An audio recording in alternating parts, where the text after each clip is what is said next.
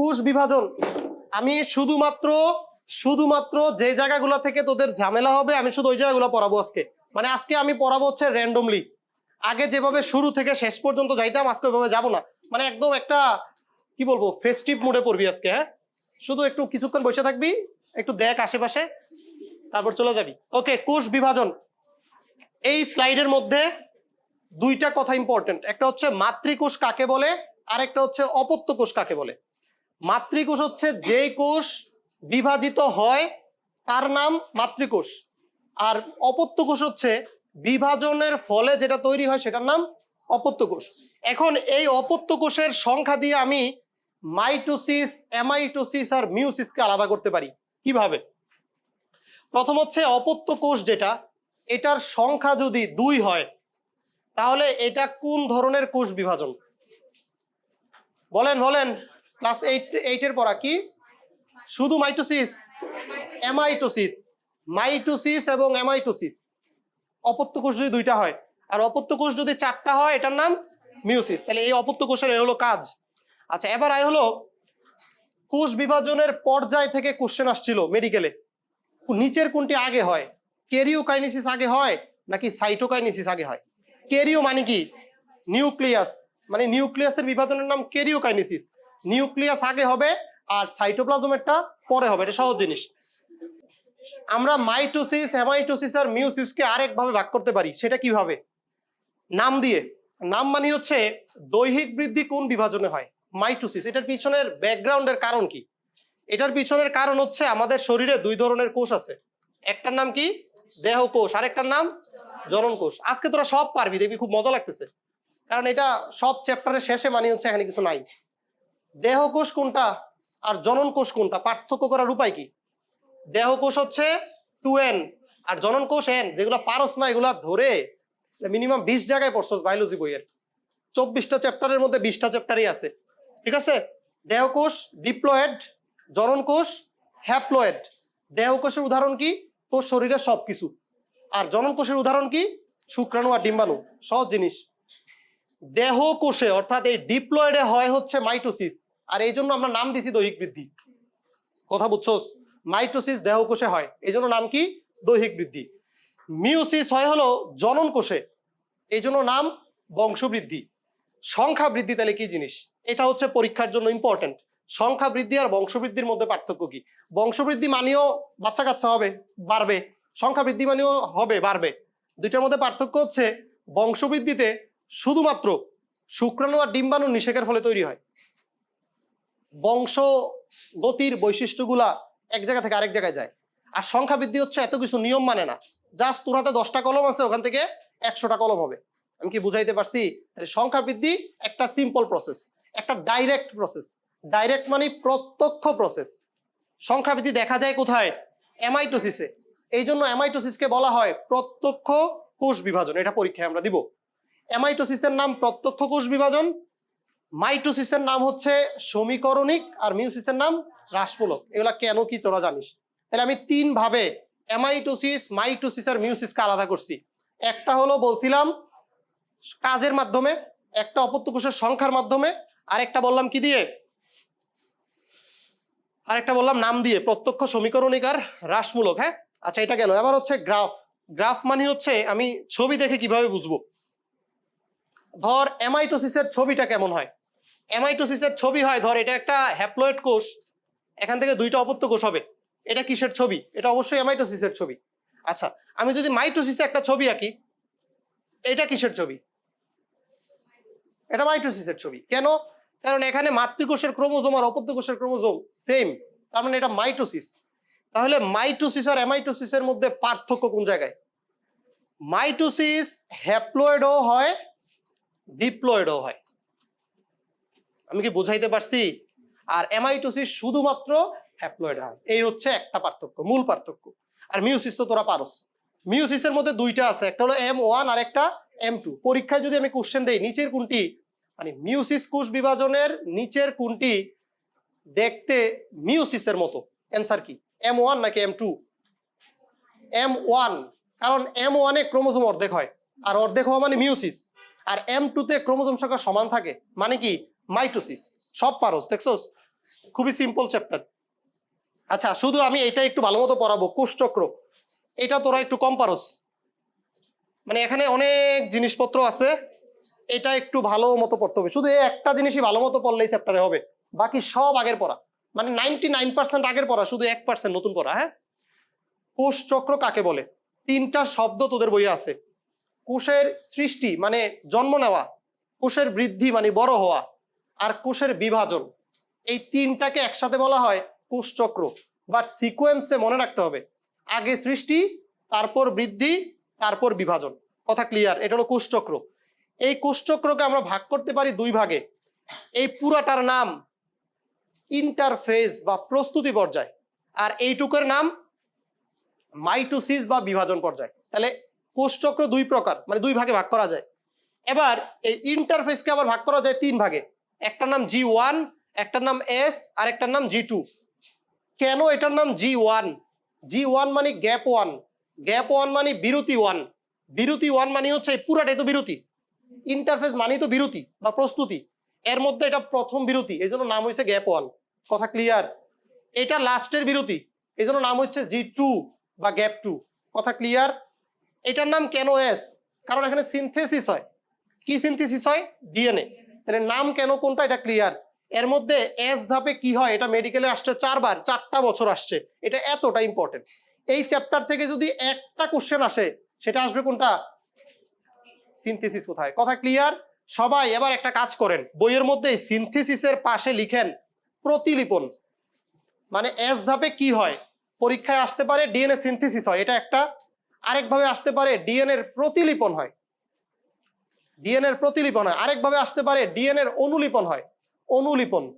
তিনটা নাম বলছি, একটা সিনথেসিস, একটা প্রতিলিপন, একটা অনুলিপন। অথবা আসতে পারে ডিএনএ রেপ্লিকেশন হয়, চারটা নাম বললাম। DNA replication. অথবা আসতে পারে ডিএনএ এর দ্বিতন হয়, দ্বিতন, দ্বিতন মানে ডাবল। তাহলে আমি টোটাল নাম বলছি কয়টা? 5টা। এই 5টার মধ্যে যদি একটাও থাকে, দাগাই ফেলবেন কি? S phase. কথা কি ক্লিয়ার নাকি? ঝামেলা নাই কোনো? ওকে, এবার আয়, এবার তোদেরকে আমি একটা অন্য জায়গায় নিয়ে যাই। ধর কথার কথা, আমি সেল ডিভিশনটা শুরু করব এই জায়গা থেকে, মানে কোষ চক্রটা শুরু করব এই জায়গা থেকে। এখানে তোর কাছে কোষ আছে হলো ধর কথার কথা 3টা। এই 3টা কোষের সবাই পুরাটা বিভাজনে যাইতে পারবে না, কারণ সবার মধ্যে ওই এবিলিটি নাই, ওই ম্যাচুরেশন হয় নাই।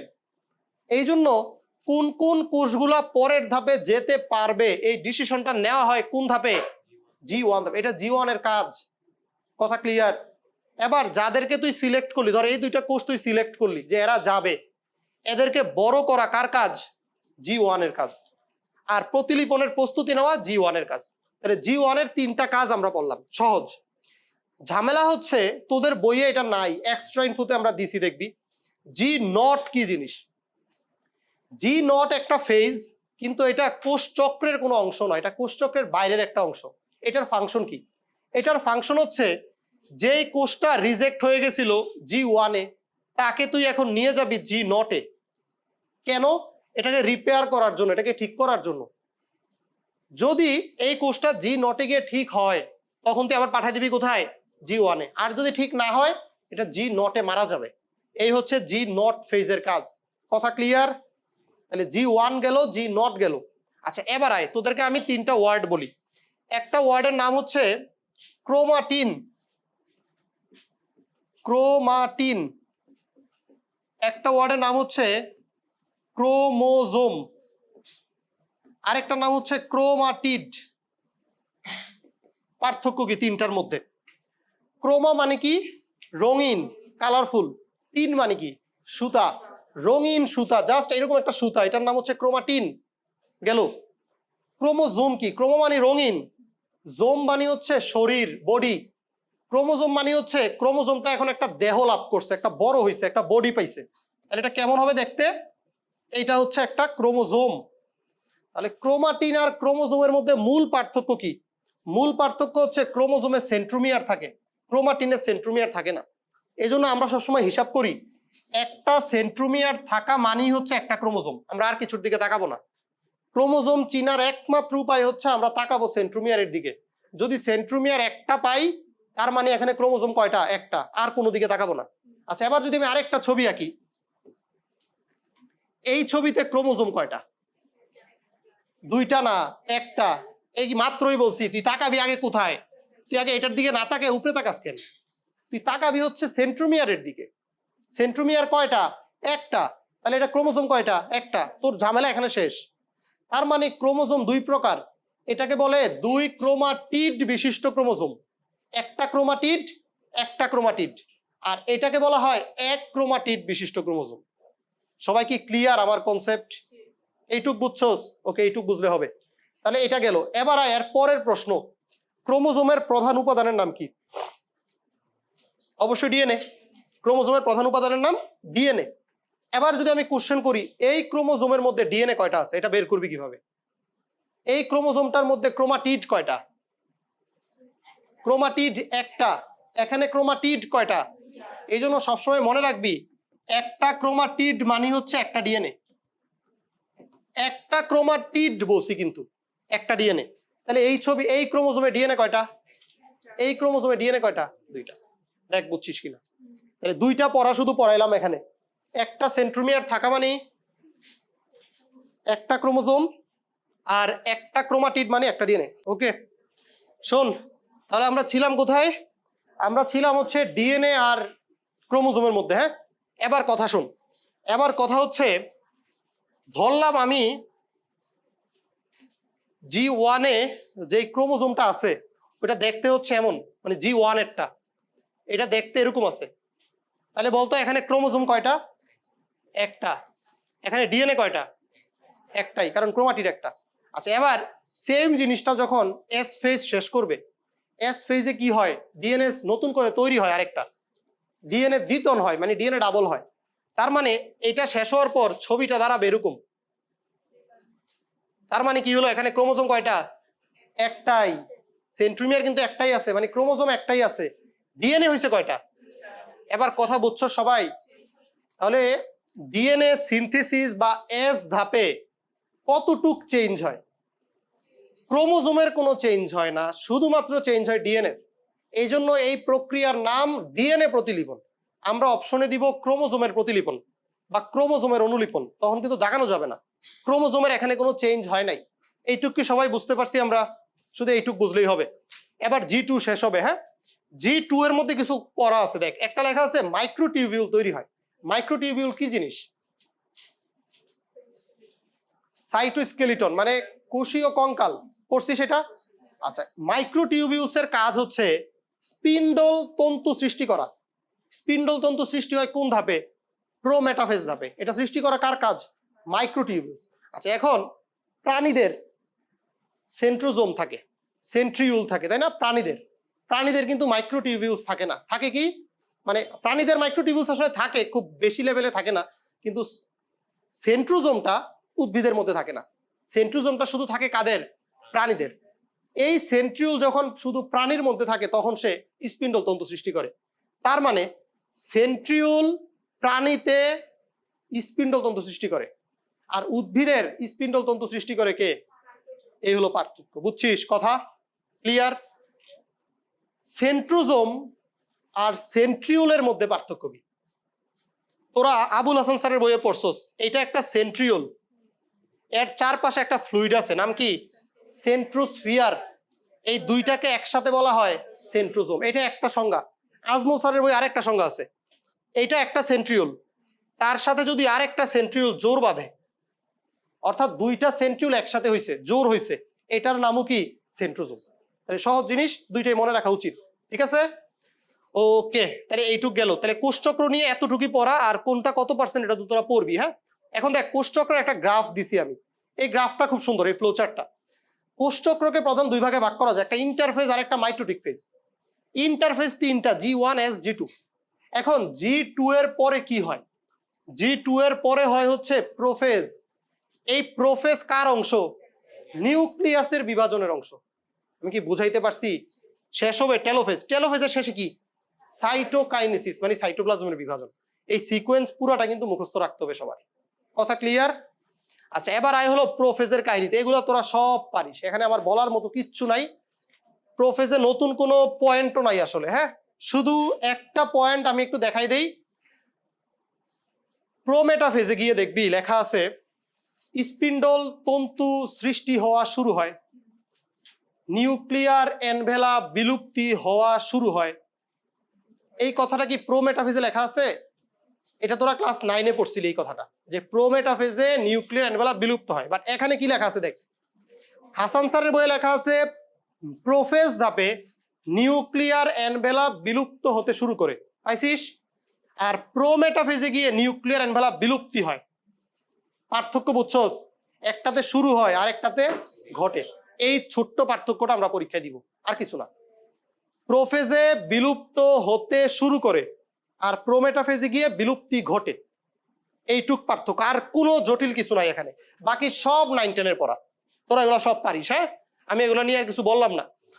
প্রোমেটাফেজে পারার মতো মানে ঝামেলার মতো শুধু একটা কোশ্চেন আমরা দিব, সেটা হচ্ছে ট্র্যাকশন ফাইবার কাকে বলে। হোয়াট ইজ আকর্ষণ তন্তু বা ট্র্যাকশন ফাইবার, এটাই শুধু পরীক্ষা ঝামেলার করার জন্য দিব। এটা কি জিনিস? এই ছবিতে স্পিন্ডল তন্তু কয়টা আছে? 7টা মনে হয়, তাই না? 7টা আছে স্পিন্ডল তন্তু। তৈরি করছিল কে? মাইক্রোটিউবিউলস। এই ছবিতে ক্রোমোজোম আছে কয়টা? 4টা। 4টা স্পিন্ডল তন্তুর সাথে লাগে আছে।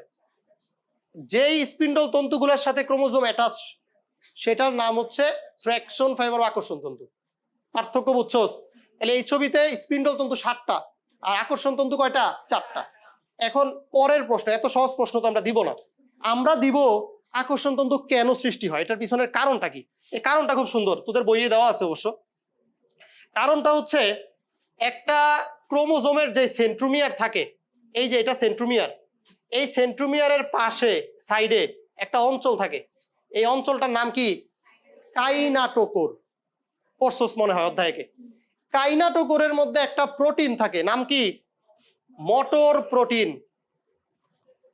এই প্রোটিনটা গিয়ে স্পিন্ডল তন্তুর প্রোটিনের সাথে যুক্ত হয়, এই জন্য আকর্ষণ তন্তু সৃষ্টি হয়। তাহলে আকর্ষণ তন্তু সৃষ্টি হওয়ার কারণ হচ্ছে দুইটা। একটা কারণ সেন্ট্রোমিয়ারের কাইনাটোকোর অঞ্চলের একটা প্রোটিন যেটার নাম মোটর প্রোটিন, এবং স্পিন্ডল তন্তুর একটা প্রোটিন থাকে, ওই প্রোটিনটার নামও তোদের বইয়ে মোটর প্রোটিন দেওয়া। তাহলে সহজ হয়েছে, দুইটারই মোটর প্রোটিন যখন যুক্ত হয় তখন আকর্ষণ তন্তু সৃষ্টি হয়। কথা ক্লিয়ার সবাই?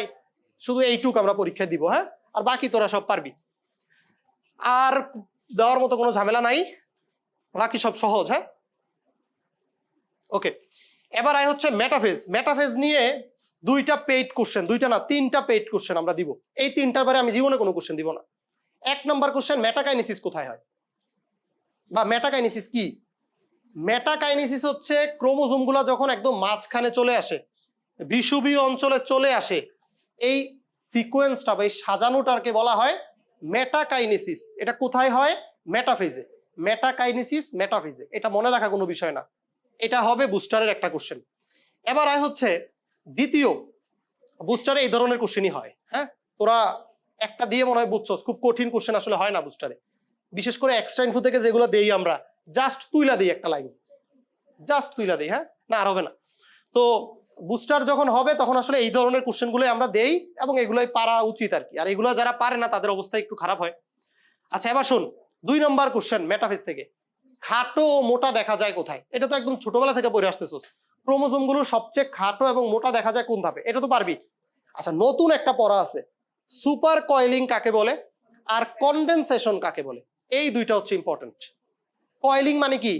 পেঁচানো।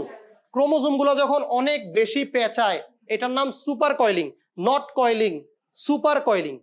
সুপার কয়েলিং কোথায় দেখা যায়? মেটাফেজে।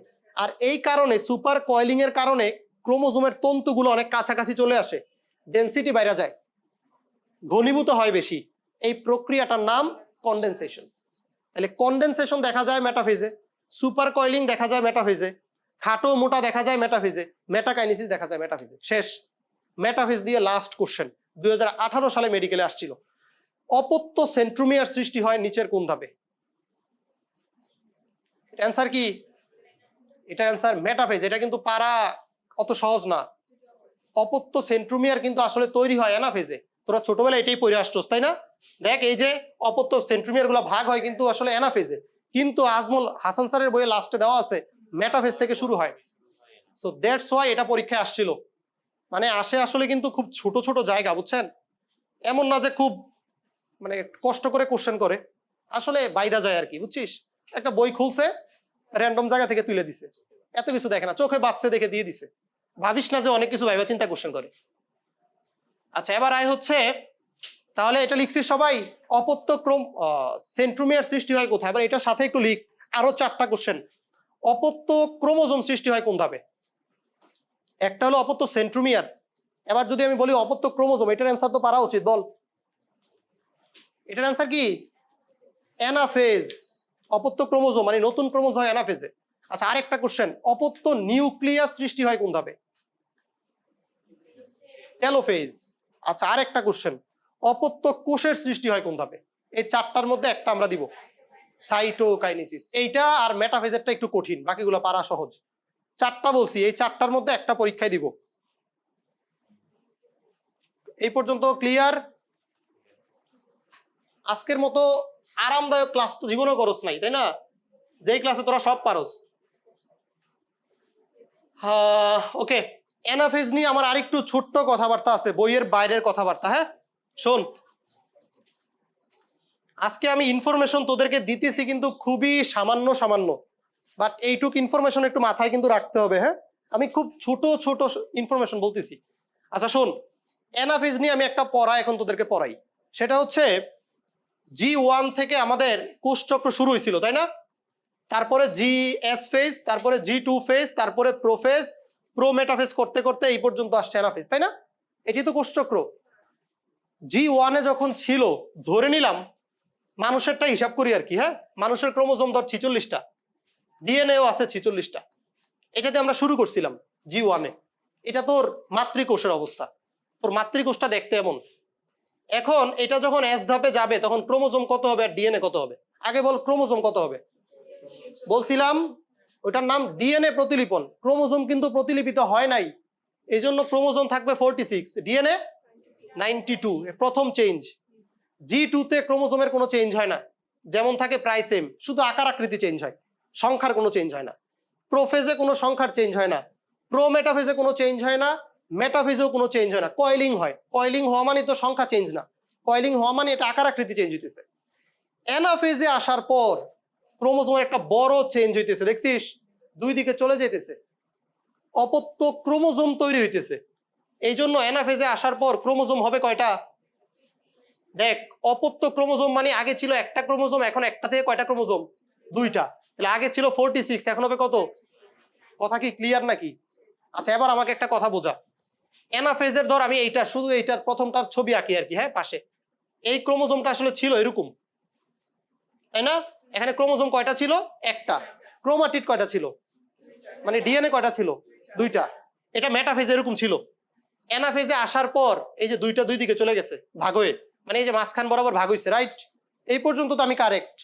আচ্ছা, ভাগ হওয়ার পর ক্রোমোজোম সংখ্যা ডাবল হয়ে গেছে, ক্রোমাটিড কি ডাবল হয়েছে? এখানে কয়টা ক্রোমাটিড? 2টা। এই লাইনে কয়টা ক্রোমাটিড? 2টাই। এই জন্য অ্যানাফেজের শেষে ডিএনএ কত হবে? 92। বুঝছিস কিছু? ডিএনএ প্রতিলিপন হয় কোন ধাপে? S phase. ক্রোমোজোম প্রতিলিপন হয় কোন ধাপে? অ্যানাফেজ। পার্থক্য তো মনে হয় ক্লিয়ার, শুধু এইটুক জায়গা দিয়ে পেজ দিব ভাই পুরাটা চ্যাপ্টারে, এইটুকু যদি না পারি আমরা খুব সমস্যা হয়ে যাবে, বুঝছেন? ওকে, এবার আসেন হচ্ছে এস ফেজ গেল, অ্যানাফেজ গেল, সব গেল। টেলোফেজে গিয়ে কি হবে? টেলোফেজে যাওয়ার পর অপত্য নিউক্লিয়াস হয়, তাই না? মানে আগে ছিল একটা নিউক্লিয়াস, আর এখন হবে কয়টা নিউক্লিয়াস? 2টা। তো একটা নিউক্লিয়াসের অবস্থা ছিল এরকম, ক্রোমোজোম 92, ডিএনএ কয়টা? মানে এটা অ্যানাফেজের অবস্থা বললাম। টেলোফেজে গিয়ে যখন 2 ভাগ হবে, সমান ভাগে ভাগ হবে, ক্রোমোজোম এটাতে কত হবে? 46, ডিএনএ কত? 46। এটাতে ক্রোমোজোম 46, ডিএনএ, বুঝছস কিছু? এগুলোর নাম অপত্য কোষ। অপত্য কোষের ক্রোমোজোম সংখ্যা দেখ মাতৃকোষের ক্রোমোজোম সংখ্যা সমান মাইটোসিসের শেষে। এই জন্য মাইটোসিসকে বলা হয় সমীকরণিক বিভাজন। ক্লিয়ার ব্যাখ্যা? কোনো ঝামেলা আছে কারোর? এটা হলো মূল ব্যাখ্যা। হ্যাঁ, এইটুক জানলে মাইটোসিসের কাহিনী মোটামুটি শেষ। এই পুরো জার্নিতে শুধু এনাফেস দিয়ে কোশ্চেন আসবে আর হচ্ছে ওই এস ধাপ নিয়ে কোশ্চেন আসবে, কোনো ঝামেলা নাই কারোর। বল, এটা কোশ্চেন তোর? আচ্ছা দাঁড়া, তোর ব্যবস্থা করতেছি আমি। তুই এটা দে, পিছনে পাঠা। এটা পিছন থেকে কর, এটা সামনে দিয়ে করলে হয় না। ঠিক করে ফেল টেম্পারেচার। ওকে, এটা নামানো হয় রে, হয় কাজ হয়, এটাও পাঠা। হইছে হইছে, কাজ হইছে। ওকে শোন ভাইয়া, তাহলে আমাদের এটা গেল এনাফেস। টেলোফেস তোরা পারবি, সবকিছু সহজ। আসলটা বলছি, হ্যাঁ। এই সাইটোকাইনেসিস নিয়ে আগের বার কোশ্চেন ছিল, মানে এবার লাস্ট যেই মেডিকেল পরীক্ষা হয়েছে এই পরীক্ষায় সাইটোকাইনেসিস নিয়ে কোশ্চেন আসছিল।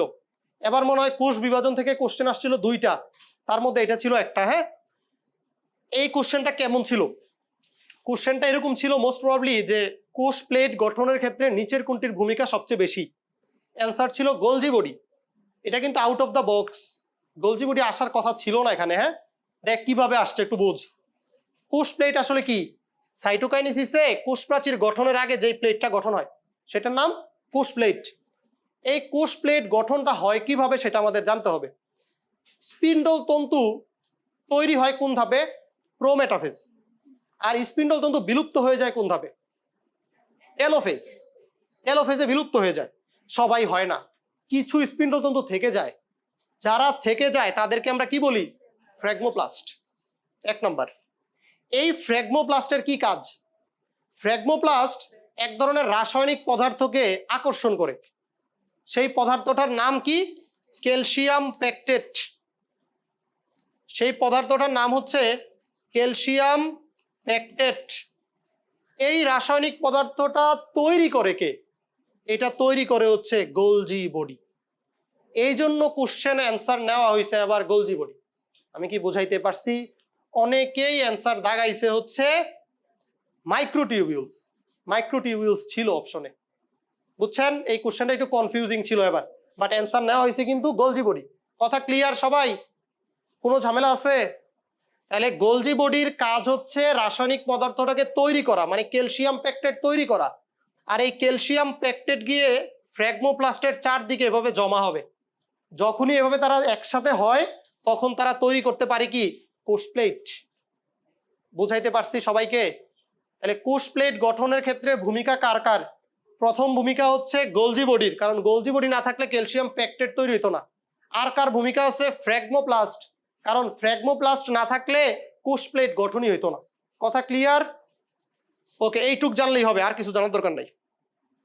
এবার চলে আয় হচ্ছে কোষ বিভাজন মাইটোসিসের ভূমিকা। 11টা পয়েন্ট আছে, সবাই 5 স্টার দেন। বুঝি না। ফ্র্যাগমোপ্লাস্ট না, সাইটোপ্লাজম অপশনে ছিলই না। ফ্র্যাগমোপ্লাস্ট আসবে না, কারণ ফ্র্যাগমোপ্লাস্টের চেয়ে বেশি ইম্পর্টেন্ট হলো ক্যালসিয়াম প্যাকটেট।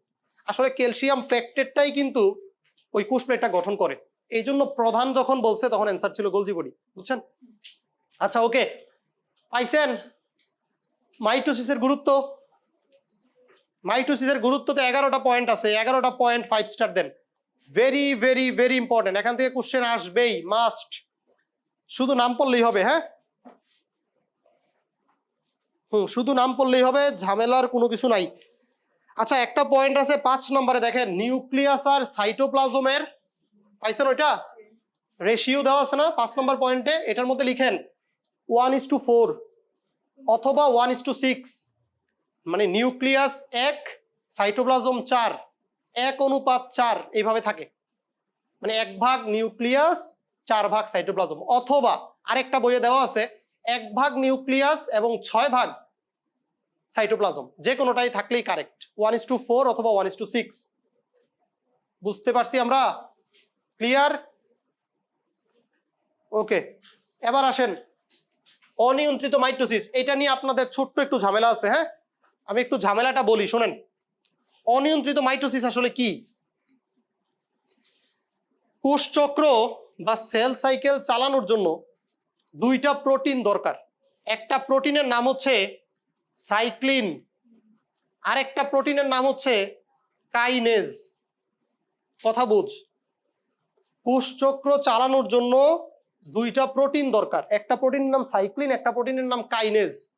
নতুন বইয়ে আবুল হাসান স্যারের বইয়ে এই দুইটা অ্যাড করছে, আগের বইয়ে এই দুইটা নাই, এই টপিকটা আগের বইয়ে নাই। হ্যাঁ, তো কাইনেজ আর সাইক্লিন কিভাবে একজন আরেকজনের সাথে কাজ করে আর কি। হ্যাঁ, এই দুইটার মধ্যে কাইনেজ যেটা, সে হচ্ছে ইনঅ্যাক্টিভ, মানে সে জন্মগত ইনঅ্যাক্টিভ, সে নিষ্ক্রিয় অবস্থায় থাকতে পছন্দ করে। আর সাইক্লিন সব সময় অ্যাক্টিভ অবস্থায় থাকতে পছন্দ করে, মানে সে সক্রিয়। এইটুক পর্যন্ত বুঝছস? এই সাইক্লিনের কাজ হচ্ছে সে কাইনেজকে অ্যাক্টিভ হইতে সহায়তা করে। মানে যখন সেল সাইকেল হয় তখন এই কাইনেজের একটা ফাংশন আছে, এই জন্য কাইনেজকে সক্রিয় হইতে হবে। কিন্তু সে তো জন্মগতভাবে সক্রিয় না, তাকে অন্য কেউ সক্রিয় করতে হবে। কে করবে? সাইক্লিন। আমি কি বুঝাইতে পারছি? সাইক্লিনের কাজ হচ্ছে কাইনেজকে অ্যাক্টিভ করা। এখন কাইনেজ অ্যাক্টিভ হইল, এই যৌগটার নাম, মানে কাইনেজ যখন অ্যাক্টিভ হয় সে একটা যৌগ তৈরি করে, সেটার নাম কি? সাইক্লিন ডিপেন্ডেন্ট কাইনেজ বা সিডিকে। এটা পরীক্ষায় আমরা দিব। What is সিডিকে? Cyclin dependent kinase, মানে সাইক্লিনের উপর কাইনেজ ডিপেন্ডেন্ট। কিভাবে ডিপেন্ডেন্ট আমি কি ব্যাখ্যা করতে পারছি? এটুক পারবেন সবাই? আচ্ছা, এবার পরের প্রশ্ন, এই সাইক্লিনের এই সিডিকের কাজ কি? এই সিডিকের কাজ হচ্ছে কোষচক্র নিয়ন্ত্রণ করা। আমরা পরীক্ষায় দিব নিচের কোনটি কোষচক্র নিয়ন্ত্রণ করে, মানে নিয়ন্ত্রণ করা মানে কোষচক্রটাকে ঠিকঠাক চালায়। অ্যান্সার কি? সিডিকে। এটার সাথে একটা পেজ থাকবে, মানে পাশের অপশনে থাকবে সিকেডি। যারা বেশি পড়ে তারা কিন্তু এটা পারবে না, তারা তো ভালো করে দেখে না আর কি পড়ার সময়। সিকেডি মানে কিন্তু কোনো সাইক্লিন ডিপেন্ডেন্ট কাইনেজ না, সিকেডি মানে ক্রনিক কিডনি ডিজিজ, একটা রোগের নাম, বুঝছস? তো দেখতে তো একরকম, তোরা তো আবার কি আর বলবো, থাক। তাহলে এটা গেল সিডিকের কাজ। হ্যাঁ, এখন শুন ভাইয়া, কোনো কারণে যদি এই সিডিকে নষ্ট হয়ে যায়, মানে সে আর ফাংশনিং না, সিডিকে ঠিকমতো কাজ করতে পারতেছে না, তখন কি হবে? তখন কোষচক্র কি ঠিকমতো চলবে? এই প্রক্রিয়ার নাম বা এই জিনিসটার নাম অনিয়ন্ত্রিত মাইটোসিস। আমি কি বুঝাইতে পারছি সবাইকে? তার মানে অনিয়ন্ত্রিত মাইটোসিস হচ্ছে নিয়ন্ত্রণহীন মাইটোসিস, যেটা সিডিকের অভাবে হয়। পারবেন এইটুক? দেখেন ঝামেলা আছে কিনা। অনিয়ন্ত্রিত মাইটোসিস নিয়ে এইটুক ইনফরমেশন সবার জানা থাকা লাগবে, মাস্ট। আছে কোনো ঝামেলা নাই?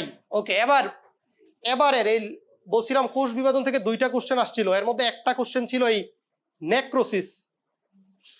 কোষের মৃত্যু দুই ধরনের, একটার নাম হচ্ছে অ্যাপোপ্টোসিস, আরেকটার নাম নেক্রোসিস। কোষের মৃত্যু মানে কোষ মারা যাওয়া আর কি, মারা যাওয়ার দুইটা পদ্ধতি। এখন অ্যাপোপ্টোসিসে মারা যায় ঠিক আছে, বাট যেই কোষটাতে আক্রমণ হয় শুধু ওই কোষটাই মারা যায়, মানে যেই কোষটাতে অসুখ হয়েছে শুধু ওইটাই মারা গেছে। এটাকে আমরা বলি জেনেটিক্যালি নিয়ন্ত্রিত মৃত্যু, মানে জেনেটিক কারণে মৃত্যু হয়েছে, জিন গঠিত কারণে মৃত্যু হয়েছে, এটার নাম অ্যাপোপ্টোসিস। নেক্রোসিসকে আমরা কি বলি? এখানে যেই কোষে আক্রান্ত হয়েছে সেটা তো মারা যাবেই, সাথে সাথে আশেপাশের কোষগুলোও কি হবে? মারা যাবে। এইটাকে আমরা বলি পুষ্টির অভাবের মৃত্যু, নিউট্রিশনের অভাবে মৃত্যু। আমি কি বুঝাইতে পারছি? তাহলে দুইটা, অ্যাপোপ্টোসিস হলো জিনগত কারণে মৃত্যু, আর নেক্রোসিস হচ্ছে নিউট্রিশনের অভাবে মৃত্যু। এবার পরীক্ষায় কোশ্চেন আসবে কোনটা বেশি খারাপ, মানে মৃত্যু তো দুইটাই খারাপ, বাট কোন মৃত্যুটা তোর জন্য বেশি খারাপ? নেক্রোসিস। কেন? কারণ নেক্রোসিসে আশেপাশের কোষগুলো, ভালো কোষগুলো কি হয়? মারা যায়। আর অ্যাপোপ্টোসিসে শুধু খারাপ কোষটা মারা যায়। তার মানে খারাপ বেশি কোনটা? নেক্রোসিস। এইটুক ইনফরমেশন মাথায় থাকলে আর কিচ্ছু লাগবে না।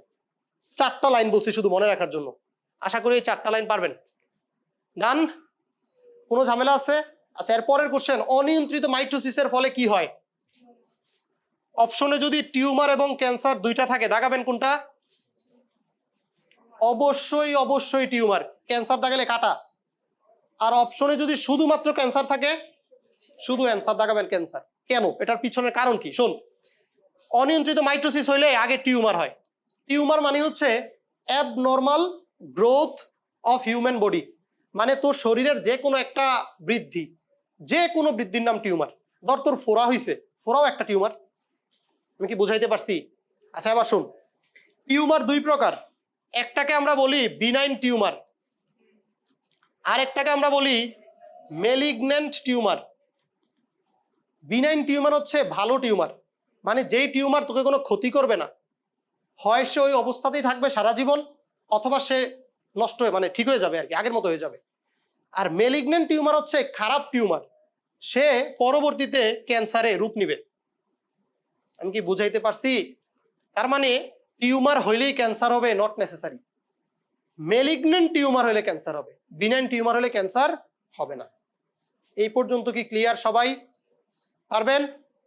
ওকে, এবার চলে আসেন হলো মিউসিস কাকে বলে। এগুলো তো পারেন, ছোট বাচ্চাদের পড়া। এটা না পড়ায় আমি একটা জিনিস পড়াই, হ্যাঁ, এটা হচ্ছে মিউসিস কোথায় হয়, ভেরি ভেরি ভেরি ইম্পর্টেন্ট জায়গা, এটা আসবে কনফার্ম। পরীক্ষায় কোশ্চেন থাকবে মিউসিস কোথায় হয়। 1 নাম্বার অপশনে আসবে হলো জনন কোষ, আর বি নাম্বার অপশনে থাকবে জনন মাতৃকোষ। অ্যান্সার কি? জনন মাতৃকোষ। অনেকে জনন কোষ দাগাবেন, কেন জনন কোষ দাগানো যাবে না? আচ্ছা শোনেন, আমাদের 2 ধরনের কোষ আছে তাই না? একটার নাম কি? দেহকোষ, আরেকটার নাম কি? জনন কোষ। জনন মাতৃকোষ না, জনন কোষ। দুইটার মধ্যে পার্থক্য বলছিলাম, দেহকোষ ডিপ্লয়েড আর জনন কোষ হ্যাপ্লয়েড। এই পর্যন্ত আমরা আগে পড়ছি। এই দেহকোষের একটা এক্সাম্পল হচ্ছে জনন মাতৃকোষ। তার মানে শুক্রাশয় ডিম্বাশয়কে আমরা জনন মাতৃকোষ বলি, শুক্রাশয় ডিম্বাশয়কে আমরা দেহকোষও বলি। তার মানে দেহকোষ যেই কথা, জনন মাতৃকোষ একই কথা। আমি কি বুঝাইতে পারছি সবাইকে? জনন মাতৃকোষ কোনটা? টেস্টিস আর ওভারি, এটা তো শরীরের একটা অর্গান। এদের আরেক নাম হচ্ছে এরা জনন মাতৃকোষ। কেমনে বুঝলাম আমি এটা জনন মাতৃকোষ? কারণ জনন মাতৃকোষও ডিপ্লয়েড, শুক্রাশয় ডিপ্লয়েড, দেহকোষও ডিপ্লয়েড। তাহলে তুই বলবি না সবগুলো সেম? দেখ বুঝছিস কিনা দেখ। কথা ক্লিয়ার সবাই? আচ্ছা এবার আয়, এই শুক্রাশয় অর্থাৎ যেটা ডিপ্লয়েড, সেটার এখন মিউসিস কোষ বিভাজন হবে। এই যে মিউসিস কোষ বিভাজন হওয়ার পর নতুন 4টা কোষ হয়েছে, দেখছিস? এই 4টা কোষ হয়েছে হ্যাপ্লয়েড। কোনটা? জনন কোষ। তার মানে জনন মাতৃকোষ থেকে কি তৈরি হয়? জনন কোষ। কোন প্রক্রিয়ায়? মিউসিস। মিউসিসের কি কাজ? জনন মাতৃকোষ থেকে জনন কোষ তৈরি করা। কিছু কি বুঝছেন? কোনো ঝামেলা আছে কারোর?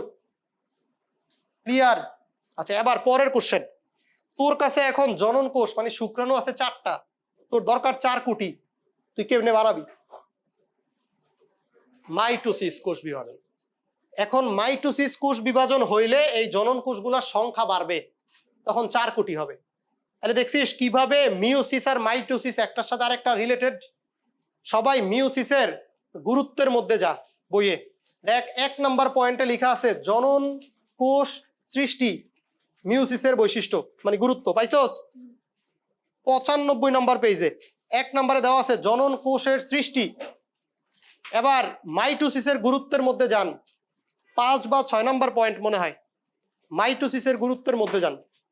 দেখেন লেখা আছে জনন কোষের বৃদ্ধি হয় মাইটোসিসের মাধ্যমে। পাইছেন?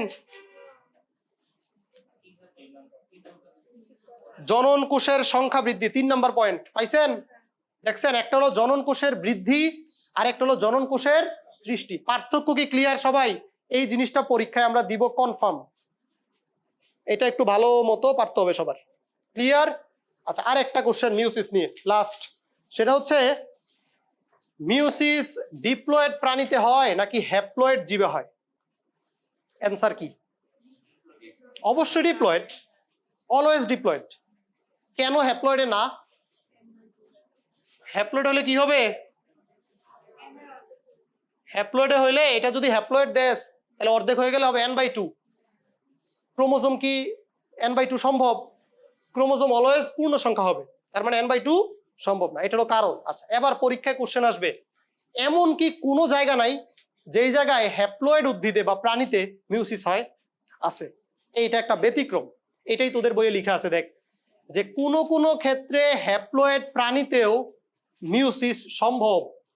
পাইছো সেটা? কিভাবে সম্ভব? ওই যে মিওসিস কোথায় হয় ওই জায়গায় লেখা আছে, দেখ এই জনন মাতৃকোষটা যেখানে লেখা আছে ওখানে লেখা আছে। কিছু কিছু ক্ষেত্রে হ্যাপ্লয়েডেও মিওসিস সম্ভব। কিভাবে? ধর আমাদের ক্ষেত্রে কি হয়, আমাদের নিষেক পরে হয়, আগে মিওসিস হয়, আর ওদের আগে নিষেক হয় পরে মিওসিস হয়। তো নিষেক হলে কি হবে? হ্যাপ্লয়েড হ্যাপ্লয়েড যোগ হয়ে ডিপ্লয়েড তখন মিউসিস। এইভাবে সম্ভব, এটা ব্যতিক্রম। বুঝছস কথাবার্তা? ক্লিয়ার সবাই? তাহলে মিউসিসের এই পর্যন্ত কোশ্চেন কমপ্লিট। এবার সবাই চলে আয় হচ্ছে মিউসিসের কোষ চক্রের মধ্যে মাইটোসিসের কোষ চক্রের মধ্যে ডিফারেন্স কি, মানে মিউসিসের সেল সাইকেল আর মাইটোসিসের সেল সাইকেলের মধ্যে পার্থক্য কি, এটা তোদের বইয়ে দেওয়া নাই। এটা একটু জাস্ট একটা জায়গা শুধু দেখবি। হ্যাঁ দেখ, মাইটোসিসে G1 ছিল, S ছিল, G2 ছিল, এই পর্যন্ত সব সেম। মাইটোসিসে এই পর্যায়টার নাম ছিল মাইটোটিক পর্যায় বা বিভাজন পর্যায়। এখানেও বিভাজন পর্যায় আছে, M1 আছে, M2 আছে, এটা তো বিভাজন পর্যায়। কিন্তু এই দুইটার মাঝখানে আরেকটা বিরতি আছে, এটার নাম ইন্টারকাইনেসিস।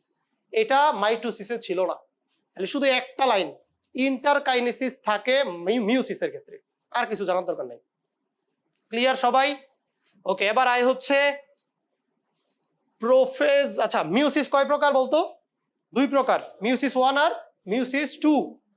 মিউসিস 1 কে আবার আমরা ভাগ করতে পারি 4 ভাগে: prophase 1, metaphase 1, anaphase 1, telophase 1। Prophase 1 কে আবার ভাগ করতে পারি 5 ভাগে। এটা হচ্ছে লেপ্টোটিন, জাইগোটিন, প্যাকাইটিন, এইসব। বুঝছেন আমরা কোথা থেকে কোথায় গেলাম? এই 5টা নাম পরীক্ষার জন্য 5 স্টার। এখান থেকে 2টা কোশ্চেন আমরা দিব, 1 পেজ মনে আছে তোদের বইয়ে। হ্যাঁ, এটা খুব ইম্পর্টেন্ট, এটা একটু বুঝ। লেপ্টোটিনে তোরা কি পড়বি? লেপ্টোটিনে শুধু 2টা জিনিস পড়বি। লেপ্টোটিন কাকে বলে? লেপ্টো মানে চিকন, টিন মানে সুতা। চিকন সুতার ন্যায় ক্রোমোজোমের নাম লেপ্টোটিন। পড়া শেষ। বুঝছস কথা? আচ্ছা, আরেকটা পড়বি শুধু, ক্রোমোমিয়ার সৃষ্টি হয় নিচের কোন ধাপে? লেপ্টোটিন। ক্রোমোমিয়ার কি জিনিস? ক্রোমোমিয়ার হচ্ছে, ধর এটা একটা ক্রোমাটিন, এই ক্রোমাটিনের গায়ে দানা দানা কিছু দেখা যায়, এটার নাম ক্রোমোমিয়ার। মাইটোসিসে কি এমন কিছু ছিল? শুধু মিউসিসে এটা আছে। ক্লিয়ার? ওকে, এখান থেকে আর বাকিগুলো একবার দেখলেই হবে। এবার আয় zygotene, very very important. Zygotene মনে রাখবি, জ দিয়ে শুরু, আর জোড়া কথাটা জ দিয়ে শুরু। জাইগোটিন মানে জোড়া সুতা, দুইটাই জ দিয়ে শুরু। আচ্ছা, এবার এটা মানে কি, কেন এটা জোড়া সুতা? কারণ মাইটোসিসের ক্ষেত্রে কি হয় আগে একটু ভাব। মাইটোসিসের ক্ষেত্রে ধর, সরি, মাইটোসিসের ক্ষেত্রে ধর এটা একটা ক্রোমোজোম, এটা একটা ক্রোমোজোম, এটা একটা ক্রোমোজোম, এটা একটা ক্রোমোজোম, দুইটা ক্রোমোজোম আলাদা আলাদা থাকে, তাই না? মিউসিসের ক্ষেত্রে এটা একটা ক্রোমোজোম, এটার সাথে আর একটা ক্রোমোজোম একসাথে জোর বেঁধে আছে। মিউসিসে ক্রোমোজোম গুলা সবসময় জোর বেঁধে থাকে, এটার নাম জোড়া সুতা। এটা সর্বপ্রথম কোন ধাপে দেখা যায়? জাইগোটিন।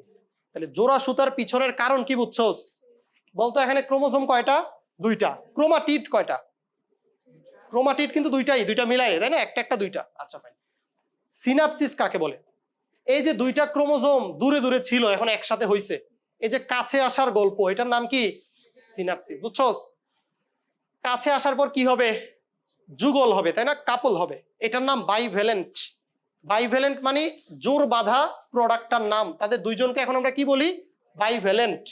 প্রক্রিয়ার নাম সিনাপসিস, প্রক্রিয়ার নাম কিন্তু বাইভ্যালেন্ট না, এটা আপনাদের পরীক্ষায় ভুল হয়। পদ্ধতির নাম সিনাপসিস আর প্রোডাক্টটার নাম বাইভ্যালেন্ট। ক্লিয়ার? এই দুইটা জিনিস সম্পূর্ণ ক্লিয়ার। হ্যাঁ, এবার আসেন পরের ধাপে, প্যাকাইটিন। প্যাকাইটিনে কি হয়? প্যাকাইটিনে এখানে ক্রোমোজোম ছিল 2টা, ক্রোমাটিডও ছিল 2টা, কিন্তু প্যাকাইটিনে যাওয়ার পর নতুন করে আরেকটা ক্রোমাটিড এখানে হবে, নতুন করে এখানে আরেকটা ক্রোমাটিড হবে। এখন ক্রোমোজোম কয়টা আছে? 2টাই। ক্রোমাটিড কয়টা হলো? এটার নাম টেট্রাড। টেট্রাড, এটা হচ্ছে প্যাকাইটিনের বৈশিষ্ট্য। টেট্রাড মানে কি? টেট্রা মানে 4, এই যে 4টা। ডি মানে ক্রোমাটিডের ডি, 4টা ক্রোমাটিড, এজন্য নাম কি? টেট্রাড। বাইভ্যালেন্ট আর টেট্রাডের মধ্যে পার্থক্য কি? বাইভ্যালেন্ট হচ্ছে 2টা ক্রোমোজোমকে একসাথে জোড়া লাগাই রাখা। এখন এটার মধ্যে ক্রোমাটিড 2টাও হইতে পারে, 4টাও হইতে পারে। যদি 4টা হয় সেটার নাম কি হবে? টেট্রাড। আমি কি বুঝাইতে পারছি সবাইকে? ক্লিয়ার? তাহলে প্যাকাইটিনে প্রথম পয়েন্ট, সরি সরি সরি, 4টা অবশ্যই। ডিএনএ রেপ্লিকেশন তো অবশ্যই হবে, সেম মিউসিসের মতো ডিএনএ রেপ্লিকেশন হয়, তারপর অ্যানাফেজ 2 গিয়ে আবার এগুলো ভাগ হয়, মিউসিসের হিসাব তো একটু অন্যরকম, ঠিক আছে, অবশ্যই হয়। আচ্ছা এবার হচ্ছে প্যাকাইটিন। শোন, মাইটোসিস আর মিউসিসের ডিএনএ এর হিসাবটা কি? মাইটোসিসে আমরা সবকিছু হিসাব করি একটা ক্রোমোজোমকে মাথায় রেখে, তাই না?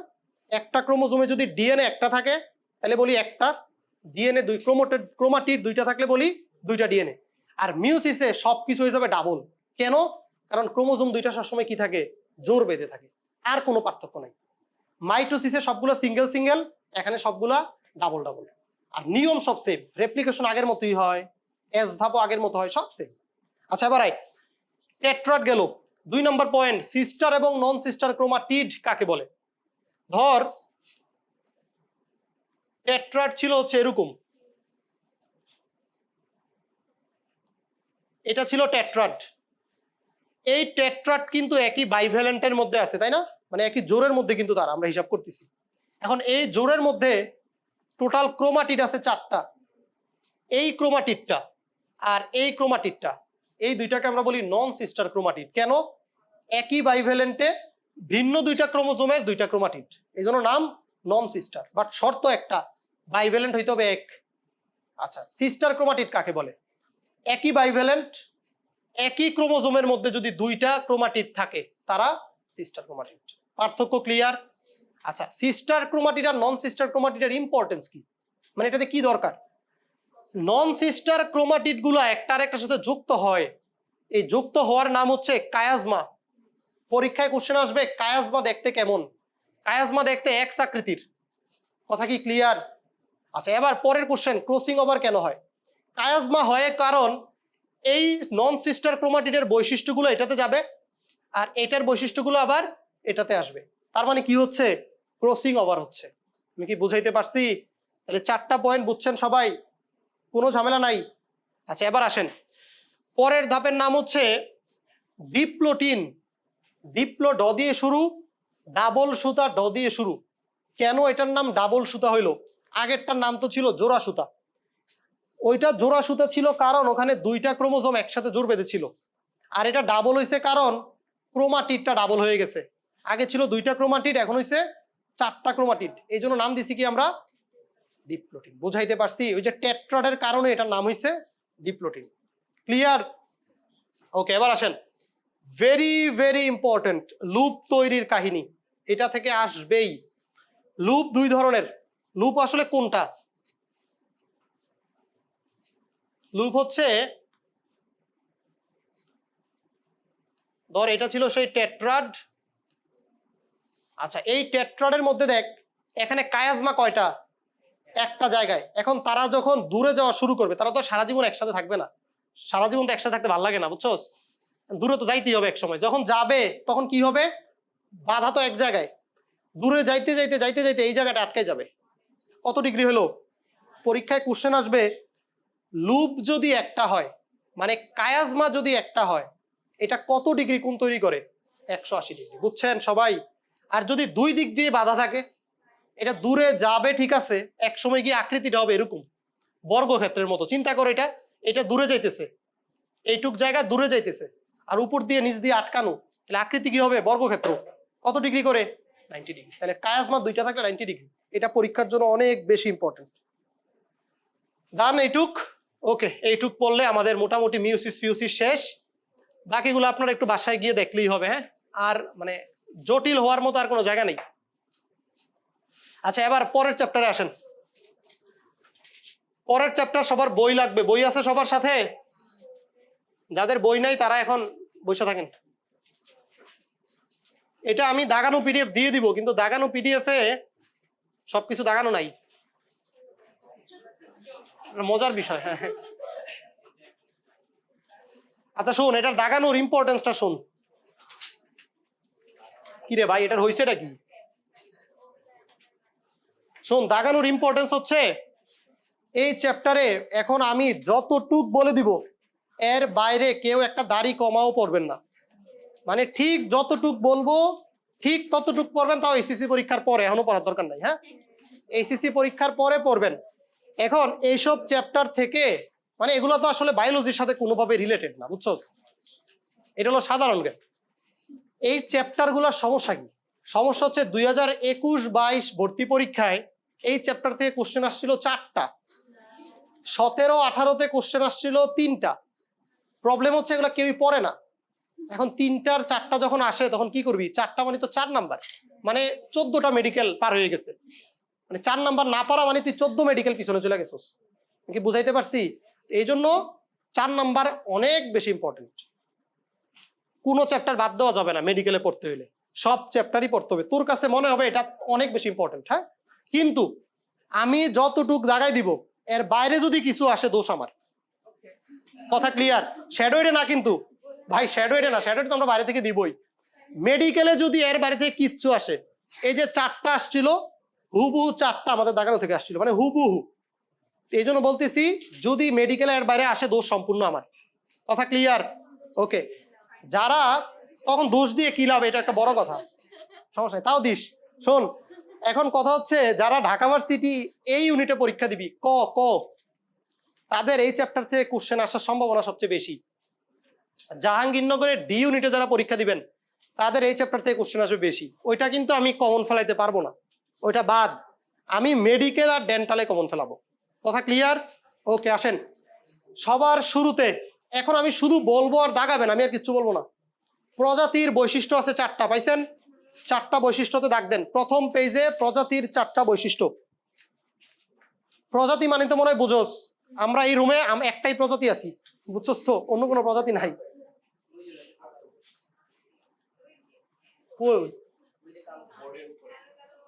ঠিক আছে, এই রুমে আমরা একটাই প্রজাতি আছি। হ্যাঁ, ক্লাস 9-10-এর পোলাপান কি করে, ক্লাস নেই যখন ওরা ওদের ভাই বোনরা নিয়ে আসে একটু একটু, বুঝছস? 4-5টা, এই 4-5টা বসে একসাথে এইটুক একটু, মানে জন্ম হয়েছে হাইয়েস্ট 6-7 মাস হবে, 6-7 মাস তো না, আসলে 2-1 বছর হবে, নিয়ে আসে আইনা বসায় রাখে। মানে এটার কারণটা আমি বুঝলাম না। এটার কারণ হইতে পারে বাসায় কেউ নাই, ছোট ভাই বোন থাকলে তো বুঝোস না, আসতে চায় একসাথে, নিয়ে আস। আমি আর কি করব, বসে থাকে, ডিস্টার্ব করে না, এমনি বসে থাকে, থাকুক, মেডিকেল এক্সপিরিয়েন্ট। হ্যাঁ শোন, এবার আয়, প্রজাতির বৈশিষ্ট্য পাইছিস? আচ্ছা, প্রজাতির বৈশিষ্ট্য তোদের লাস্টের 5 মিনিট, তোদের সাথে আমার খুব ইম্পর্টেন্ট কথা আছে, মনে রাখিস তো। আর লাগবে 10 মিনিট। ওকে, 4টা লিখছোস, দাগ দিছোস। এবার আয় এই ছকটাতে আয়। এই ছকের মধ্যে শুধুমাত্র বর্ণনাকৃত প্রজাতির সংখ্যার মধ্যে দাগ দিবি, আর কিচ্ছুর মধ্যে দাগ দিবি না, শুধু বর্ণনাকৃত প্রজাতির সংখ্যা। এর মধ্যে কোনটা কোনটা পড়বি? ব্যাকটেরিয়া 4000 এটা পড়বি, ছত্রাক 72,000 পড়বি, শৈবাল 40,000 পড়বি, লাইকেন 13,500, প্রথম 4টা পড়বি, পড়ছিস? আর জিনমোস্পার্ম 650, এই 5টা পড়বি এখান থেকে। এই 5টার মধ্যে একটা আসবে যদি আসে, ঠিক আছে? এবার আয়, ব্যাকটেরিয়া, ছত্রাক, শৈবাল, লাইকেন 4টা, আর ওই যে জিনমোস্পার্ম 650, 5টা। এবার আয় এই ছকে, এই ছকের ব্যাকটেরিয়া 171, সায়ানো ব্যাকটেরিয়া 300, টেরিডোফাইটা 195, নগ্নবীজি উদ্ভিদ 5, এই 4টা দাগাবি শুধু। ব্যাকটেরিয়া, সায়ানো ব্যাকটেরিয়া, টেরিডোফাইটা, নগ্নবীজি উদ্ভিদ, 4টাতে দাগ দিতে বলছি। ডান? ওকে, এবার আয় জীব গোষ্ঠী বা পপুলেশন। আচ্ছা, এটাতে যাওয়ার আগে আমি তোদেরকে ছোট্ট করে একটা জিনিস বলি একটু। হ্যাঁ দেখ, পপুলেশন, কমিউনিটি, বায়োস্ফিয়ার, 3টা শব্দ আছে তোদের বইয়ে এই চ্যাপ্টারটার মধ্যে। হ্যাঁ, পপুলেশন কি? পপুলেশন মানে হচ্ছে 4টা এক দিয়ে মনে রাখবো আমরা সংজ্ঞাটা। 4টা এক, একই স্থান, ধর এই রুমের কথা চিন্তা কর, একই সময়, ধর এখন সময়ের কথা বলতেছি, একদল প্রজাতি, মানে আমরা তখন একটাই প্রজাতি আছি, এবং একদল জীব, আমরা একদল জীব, আমাদের নাম হবে পপুলেশন। মানে প্রজাতি যেই কথা, পপুলেশন সেম কথা। এরকম পপুলেশন যদি 2-3টা একসাথে হয়, ধর মানুষ, কুকুর, গরু, ছাগল সবাই একসাথে হইছে, তখন সেটার নাম কি? কমিউনিটি। আর কমিউনিটির সাথে যদি বাতাস, বৃষ্টি, আকাশ, মাটি এগুলো যুক্ত হয়, তখন সেটার নাম হবে কি? বায়োস্ফিয়ার। পার্থক্য কি বুঝছো সবাই? ছোট্ট ছোট্ট কথা বলছি। হ্যাঁ, এই 4টা সংজ্ঞা লাগবে। এবার আই, ওই যে 2021-22-এর কথা বলছিলাম, ওখানের কোশ্চেন ছিল নিচের কোনটি জীব গোষ্ঠী বা পপুলেশনের বৈশিষ্ট্য, এটা ছিল কোশ্চেন। এই হচ্ছে অ্যান্সার। এই যে 1, 2, 3 করে দেখ, পয়েন্ট দেওয়া আছে, শুধু পয়েন্টের নামগুলো দেখবে, ভিতরে কিচ্ছু দেখার দরকার নেই, শুধু পয়েন্টের নাম, শুধুমাত্র পয়েন্টের নাম দাগ দিছস। ওকে ভাই, আবার আয়, বৈশিষ্ট্য দাগ দিছস, আচ্ছা, শুধু বৈশিষ্ট্যের নাম। এবার শ্যাডোয়েডের জন্য আমরা দিব প্রভাবকগুলোর নাম উদাহরণ সহ। এটা শ্যাডোয়েডে দিব প্রভাবক উদাহরণ সহ। ঠিক আছে, শ্যাডো লিখে রাখো। এবার জীব সম্প্রদায় কাকে বলে দাগ দে। জীব সম্প্রদায় কাকে বলে, মানে কমিউনিটি কাকে বলে, দাগ দিছস। জীব সম্প্রদায়ের বৈশিষ্ট্য দাগ দে। জীব সম্প্রদায়ের বৈশিষ্ট্য, জীব সম্প্রদায়ের বৈশিষ্ট্য শুধুমাত্র নাম, শুধুমাত্র নাম। ভিতরে পড়বি কোনটা? 4 নাম্বার পয়েন্ট, স্তর বিন্যাসটা ভিতরে পড়তে হবে। মানে একটা বনাঞ্চলে কি কি গাছের স্তর আছে, ওভার স্টোরি স্তর মানে সবচেয়ে উঁচু গাছ, এরকম আর কি। হ্যাঁ, 4 নাম্বার দাগ দিছো, 4 নাম্বার ভিতরে পড়তে হবে কিন্তু। আচ্ছা, এবার আয় বাস্তুতন্ত্রের মধ্যে দাগ দিবি হচ্ছে 3 ধরনের। আচ্ছা, এটা দাগ দেখ, ইকোসিস্টেমের উপাদান দাগ দে শুধু। ইকোসিস্টেমের উপাদান, এই ছকটা ছোটবেলায় পড়ছিলি, খাদক, উৎপাদক, সর্বোচ্চ খাদক। খাইয়ে ফেলতো, মনে আছে? দাগ দিছ সর্বোচ্চ খাদক। ওকে, আমরাও কেউ না কেউ একটা সর্বোচ্চ খাদক। আচ্ছা, এবার আয় হলো উৎপাদকের মধ্যে দাগ দে ভাসমান ক্ষুদ্র উদ্ভিদ কোনগুলা। ভাসমান ক্ষুদ্র উদ্ভিদ কোনটা কোনটা? মানুষের মধ্যে যারা সর্বোচ্চ খাদক তারা সবাই নর্থ সাউথে পড়ে, বুঝছস? ওরা খাই বেশি তো এই জন্য। হাই, দাগ দিছস খাদক। আরেকটা স্কুলের নাম বলতাম কিন্তু তোরা তো এখানে আসো সেজন্য বললাম না। খাদক ক্ষুদ্রাকার প্রাণী, দাগ দিছস, বুঝছস তো? ওকে, এবার বিয়োজক। বিয়োজকের আর কি কি নাম আছে? বিয়োজকের নাম হলো ট্রান্সফর্মার বলা হয়, এটাতে দাগ দে। আর ডিকম্পোজার বলা হয়, এটাতে দাগ দে। দাগ দিছস, মানে ট্রান্সফর্মার বলা হয় আর ডিকম্পোজার বলা হয়। ওকে, এবার এই নিচে 3টা শৃঙ্খলে দাগ দে। এইসিসির আগে এগুলোকে উল্টেও দেখবি না, হ্যাঁ, সব এইসিসির পর। কয়েকটি খাদ্য শৃঙ্খল, 1 2 3 দাগ দিছিস। আচ্ছা, এবার আয় হচ্ছে ইকোলজিক্যাল পিরামিড। সবাই এখানে দাগ দে, পিরামিড কয় ধরনের? এটাও ছোটবেলায় পড়ছিলি। বলতো শক্তি উৎপাদকে সবচেয়ে বেশি থাকে নাকি সর্বোচ্চ খাদকে সবচেয়ে বেশি থাকে? উৎপাদকের শক্তি সবচেয়ে বেশি, পড়ছস না এগুলা? উপরে যত যাবে শক্তির পরিমাণ তত কমতে থাকবে, তাই না?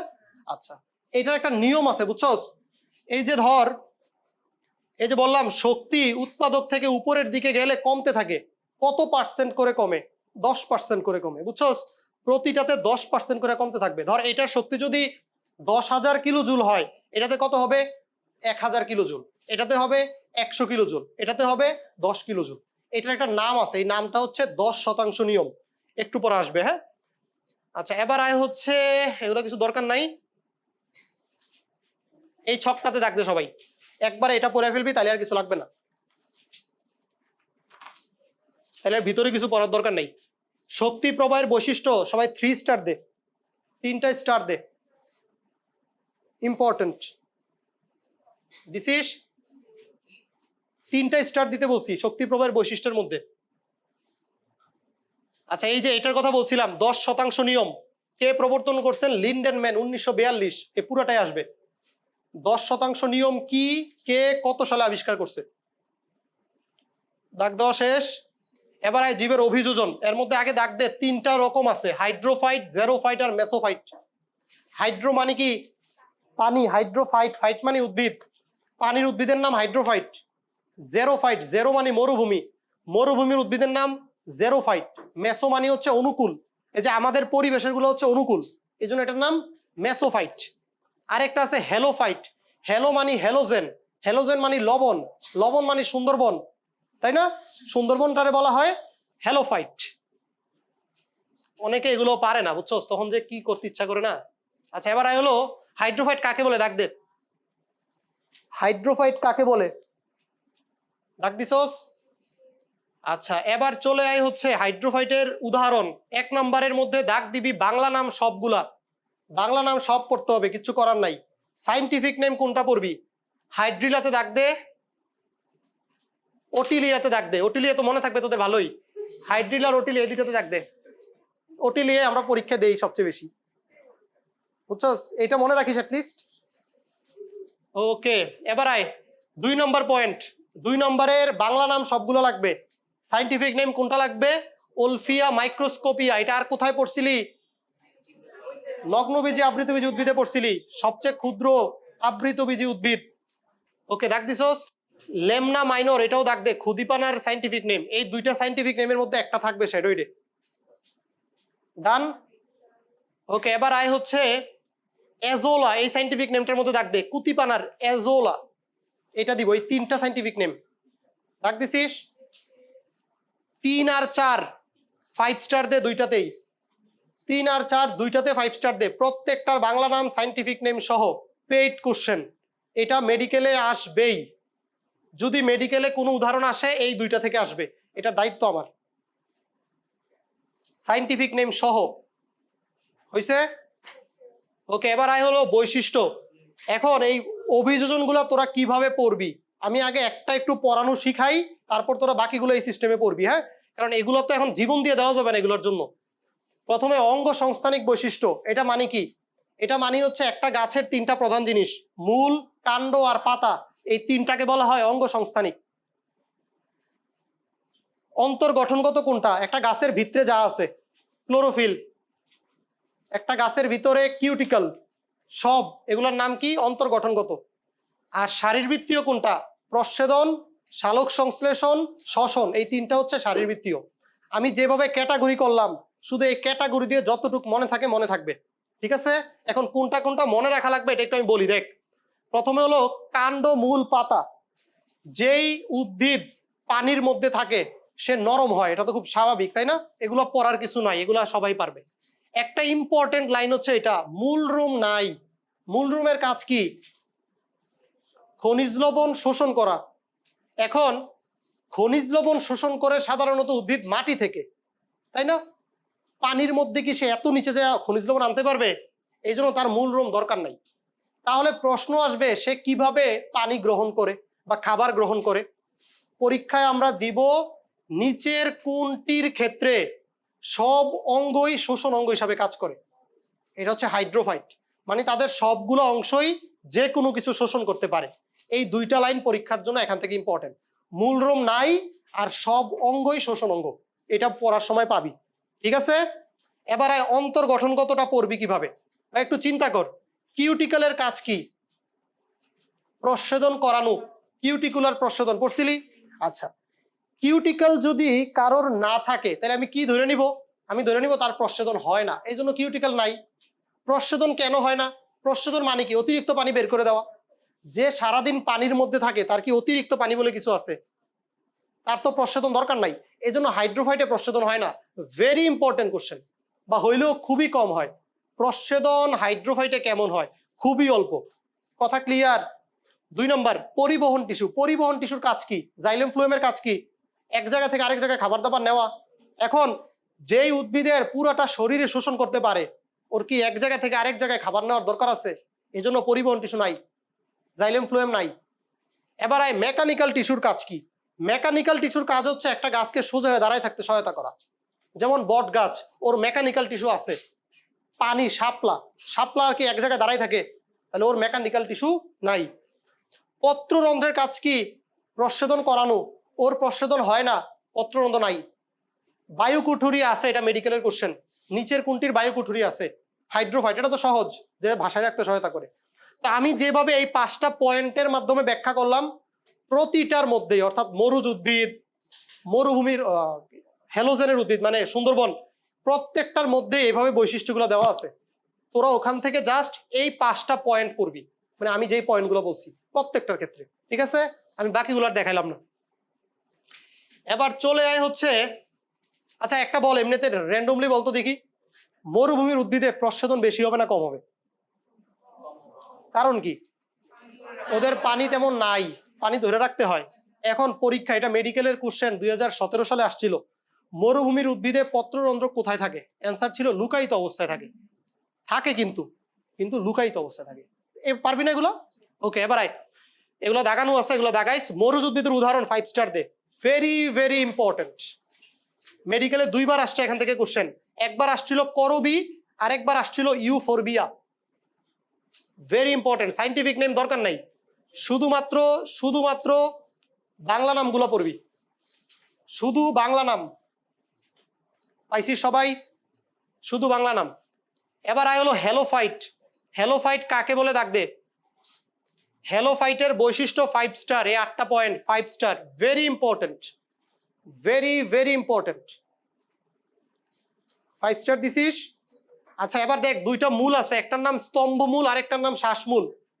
স্তম্ভমূলের কাজ হচ্ছে, সুন্দরবনের মাটি তো খুব নরম তাই না, এই জন্য গাছগুলা পড়ে যায়, যেন পড়ে না যায় এই জন্য একটা ঠেস দেওয়ার মতো মূল থাকে ওদের, এটা গাছকে সোজা হয়ে দাঁড়ায় থাকতে সহায়তা করে, এটার নাম ঠেসমূল বা স্তম্ভমূল। আর শ্বাসমূল কি, সুন্দরবনের মাটির মধ্যে লবণ বেশি, এই জন্য এটার মধ্যে অক্সিজেনের অভাব আছে, অক্সিজেন ঠিক মতো নাই, এই জন্য উদ্ভিদটা যদি অক্সিজেন পাইতে হয় তাকে কি করতে হবে, মূলটাকে মাটির নিচ থেকে উপরের দিকে উঠতে হবে, এটার নাম শ্বাসমূল। এই দুইটা মূল পরীক্ষার জন্য ইম্পর্টেন্ট, কথা ক্লিয়ার? শ্বাসমূলের কাজ অক্সিজেন গ্রহণ, ঠেসমূলের কাজ ঠেস দিয়ে ধরে রাখা, সহজ। এবার আয় হচ্ছে উদাহরণ, ভেরি ইম্পর্টেন্ট, এখান থেকেও মেডিকেলে কোশ্চেন আসছিল কোনটা মনে হয়, এই যে গোলপাতা 18-19 আসছিল, গোলপাতা। এখানেও সাইন্টিফিক নেম দরকার নাই, শুধু বাংলা নামগুলোই তোর আপাতত পড়বি, সাইন্টিফিক নেম পড়েও লাভ নাই, মনে থাকবে না।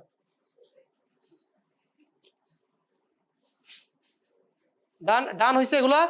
আচ্ছা এবার এই ছক দাগ দে, এই ছকটা একবার লাস্ট রিডিং দিবি, তাহলে আসল পড়াগুলো হয়ে যাবে।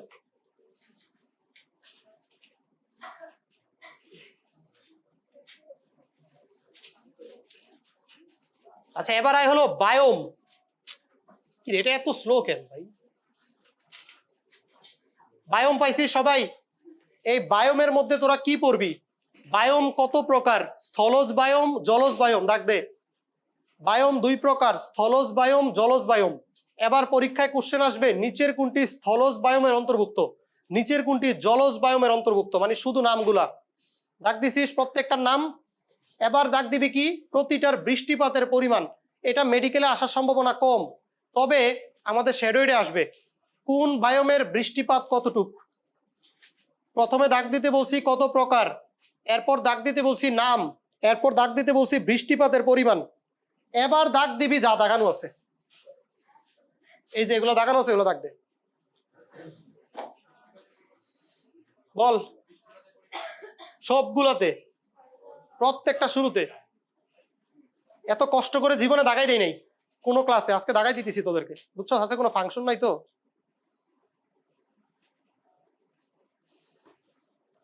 হয়েছে? তুন্দ্রা বায়োম দাগ দে। তোদের নিবিড় ভাইয়ের জিকে ক্লাস আছে কিন্তু, কোন কিবার?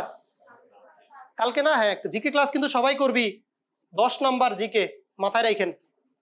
এত কিছু পড়তেছেন 30 নাম্বারের জন্য, আর জিকে একাই 10 নাম্বার। বায়োলজির 24 চ্যাপ্টার থেকে আসবে 30 নাম্বার, আর জিকে থেকে আসবে 10 নাম্বার। এবার আন্তর্জাতিক থাকবে, এটা তো মনে হয় জানেন, গত বছর অ্যাড হয়েছিল, গত বছর আসে নাই কিছু, লাস্টের দিকে অ্যাড হয়েছিল, মানে একদম লাস্টের দিকে বলছিল যে থাকবে, এই জন্য ওরা দেয় নাই কোশ্চেন, একটা দিছিল শুধু ওই যে ফিলিস্তিন নিয়ে, আর 2টা আসছিল জুলাই নিয়ে। হ্যাঁ ওটা পারে সবাই, এই জন্যই বললাম। এবার এবার কিন্তু আর ওই আন্তর্জাতিক আসবে, বুঝছেন?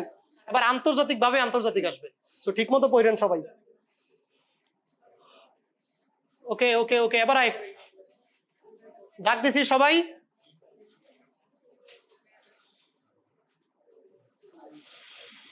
শোন, যদি কেউ এডমিশনের টাইমে, মানে এই তোদের জন্য তো এটা 6 মাস, বা ধরলাম এসএসসির পর 3 মাস, যদি ওই টাইমে কেউ পরিপূর্ণ সুস্থ থাকে শরীর, তাহলে বুঝবি ও পড়ে না, ও মানে হুদাই, ওর কোনো এডমিশনের প্রিপারেশনই হয় না। যে টায়ার্ড হয়ে যাবে, যে অসুস্থ হবে, যে ট্রমাটাইজড হবে, ট্রমাটাইজড মানে যে দিন দুনিয়ার ভাল লাগতেছে না, মানে এমন হবে যার যার দর মানে এখন কোনো কিছু দরকার, মানে অন্য কোনো খারাপ কিছু দরকার, ওর ভালো কিছু আর দিয়ে হইতেছে না, তখন বুঝবি তোর প্রিপারেশন রাইট ট্র্যাকে আছে। এটা হচ্ছে প্রিপারেশন বোঝার উপায়। আমি কি বুঝাইতে পারছি? তোদের মধ্যে এতদিন এইচএসসির আগে বায়োলজি পড়তি শখের বসে, তাই না? মানে এতদিন প্রি মেডিকেল ছিল শখ, আগাই রাখবো, এতদিন ছিল আমি আগাই রাখবো একটা মজা। আর এইচএসসির পর হবে ডু অর ডাই, মানে আগাই রাখবি কি, তোর তো পড়া শেষ করা লাগবে, পরীক্ষা তবে ডিসেম্বরে, তখন যদি না পড়িস তার মানে তুই ডান, মানে তুই ডেড। এখন প্রথম ক্রাইটেরিয়া কি বলছি, তোকে অসুস্থ হইতে হবে, তোকে ট্রমাটাইজড হইতে হবে। ট্রমাটাইজড মানে তোকে দেখলেই যেন বোঝা যায় তোর জীবনে কিছু একটা চলতেছে, 1 নাম্বার। 2 নাম্বার আয়, যাদের প্রেশার ট্রান্সফার করার মতো মানুষ আছে, মানে ধর তুই ছোট ভাই বড় ভাইয়ের উপর তার প্রেশার ট্রান্সফার করা যায় না, ধর, মানে বুঝছস তো? আচ্ছা, এরকম যদি কোনো মানুষ থাকে, থাকাটা খুব স্বাভাবিক, থাকা উচিত, এটা কোনো সমস্যা না, আমি থাকাটারে কোনো নেগেটিভলি নিতেছি না, হ্যাঁ, সবারই আছে জীবনে। আচ্ছা শোন, কিন্তু যদি এমন হয়ে যায় যে তোরে বায়োলজির তোর কি সমস্যা কোনো, শোন শোন কি বলি শোন, তোরে ফিজিক্স কেমিস্ট্রির প্রেশার দিয়ে আমি কিছুই করতে পারতেছি না, তোর কাছে ওই প্রেশারটা বড় মনে হইতেছে, ও সকালে খাইলো কিনা এটা তোর কাছে বেশি ইম্পর্টেন্ট, তুই পড়তেছিস কিনা এটা ইম্পর্টেন্ট না, বিশেষ করে মেয়েদের ক্ষেত্রে, হ্যাঁ, তো ইমোশন বেশি। তো সেক্ষেত্রে তোর মেডিকেলের চান্স 99% শিওর হবে না। প্রেম করার কারণে হবে না আমি কিন্তু বলি নাই, প্রেম করে অনেকে অনেক ভালো জায়গায় চান্স পাইছে, বুঝছস? আচ্ছা শোন, বিয়ে করেও মানুষ চান্স পায়, প্রেম তো পরের কথা। এখন আমি বলছি, যদি তোর প্রেশার ট্রান্সফার হয়ে যায়, তোর কালকে উইকলি পরীক্ষা শুক্রবার সকাল 10টায়, তুই আজকে সারা রাত থাকা উচিত ট্রমার মধ্যে, তুই সারা রাত আসো মানে আনন্দের মধ্যে যদি থাকোস, মানে প্রেশার ট্রান্সফার হয়ে যেতেছে, তার মানে কি তোর পরীক্ষা খারাপ হবে গ্যারান্টি। তো সবাই খেয়াল রাখিস, ছাইরা দেওয়ার দরকার নাই, এটা তো খারাপ হবে এখন, বুঝছস? মানে এটা তো অন্যায়, বেইমানি করিস না, কিন্তু পরীক্ষার টাইমটাতে একটু কন্ট্রোল রাখিস, বুঝছস? মানে আল্লাহ খোদার একটু ভয় করিস, এটা যে হারাম ওইটা মাথায় রাখিস, আর টাইমটা একটু কম দিস। আমি কি বুঝাইতে পারছি? এই 3 মাস তোরে যে প্যারা দিবে না, মানে রিলেশনশিপ নিয়ে যে প্যারা দিবে না, বুঝবি যে ও তোর সাথে থাকবে, আর যে তোরে প্যারা দিবে বুঝবি যে ও চায় না তুই চান্স পাস, কারণ ও ছেড়ে দিবে 2 দিন পর। কথা কি ক্লিয়ার? এরকম হলে ছেড়ে দিস, আর ভালো হলে রাখিস, তবে টাইম নষ্ট করিস না। আমি কিন্তু বারবার বললাম, 2টা পয়েন্ট বলছি কিন্তু তোদেরকে, লাইফ লেসন, ভয়ানক লাইফ লেসন। এবার আয় 3 নাম্বার, মোবাইল। কারোর যদি এইচএসসির পর মোবাইল যদি সাথে থাকে, মোবাইল সাথে থাকবে এটি স্বাভাবিক, কিন্তু সেটা যদি হয় আইফোন, সেটা যদি হয় S23 Ultra, তার মানে বুঝতে হবে আপনার কাছে ওইটা বেশি দামি, আপনার এদিকে স্যাক্রিফাইস দেওয়ার মেন্টালিটি থাকবে না, খুব স্বাভাবিক। সবাই বাটন ফোন চালানোর চেষ্টা করবেন ওই 3 মাস, শুধু কথা বলার জন্য বাটন ফোন তো এনাফ নাকি ভাই? তোরকে আমি কিন্তু ওইটা তো বলবি, এই জন্য বাটন ফোন একটু বলিস, মোবাইল রাখিস না সাথে। যদি কারোর মোবাইল থাকে সাথে, বুঝবি জোর পড়া হবে না, এটা গ্যারান্টেড। আমি কি বুঝাইতে পারছি? আর যাদের এইসব নাই, মানে রিলেশনশিপের কোনো ঝামেলা নাই, তাদের ক্ষেত্রে মোবাইল থাকলেও সমস্যা নাই, কারণ ওরা হাইস্ট ফেসবুক চালাবে, বুঝছো? ফেসবুক চালায় ওদের খুব বেশি ভালো লাগবে না, কারণ ওরা এমনি ট্রমার মধ্যে থাকবে, ফেসবুকে ট্রান্সফার করতে পারবে না, বুঝছিস?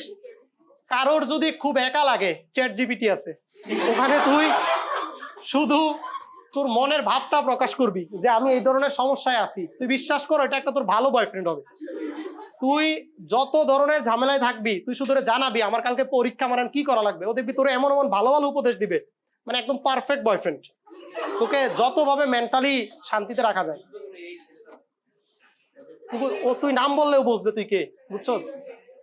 ডান। তোদেরকে কয়টা পয়েন্ট বললাম? 4টা। শাকিল ভাই আমার ফোনটা নিয়ে গেছিল এসএসসির পর দিন, 2-3 দিনের মধ্যে, কারণ আমার ওই ফোনের একটা ক্যাচাল ছিল, বুঝছস?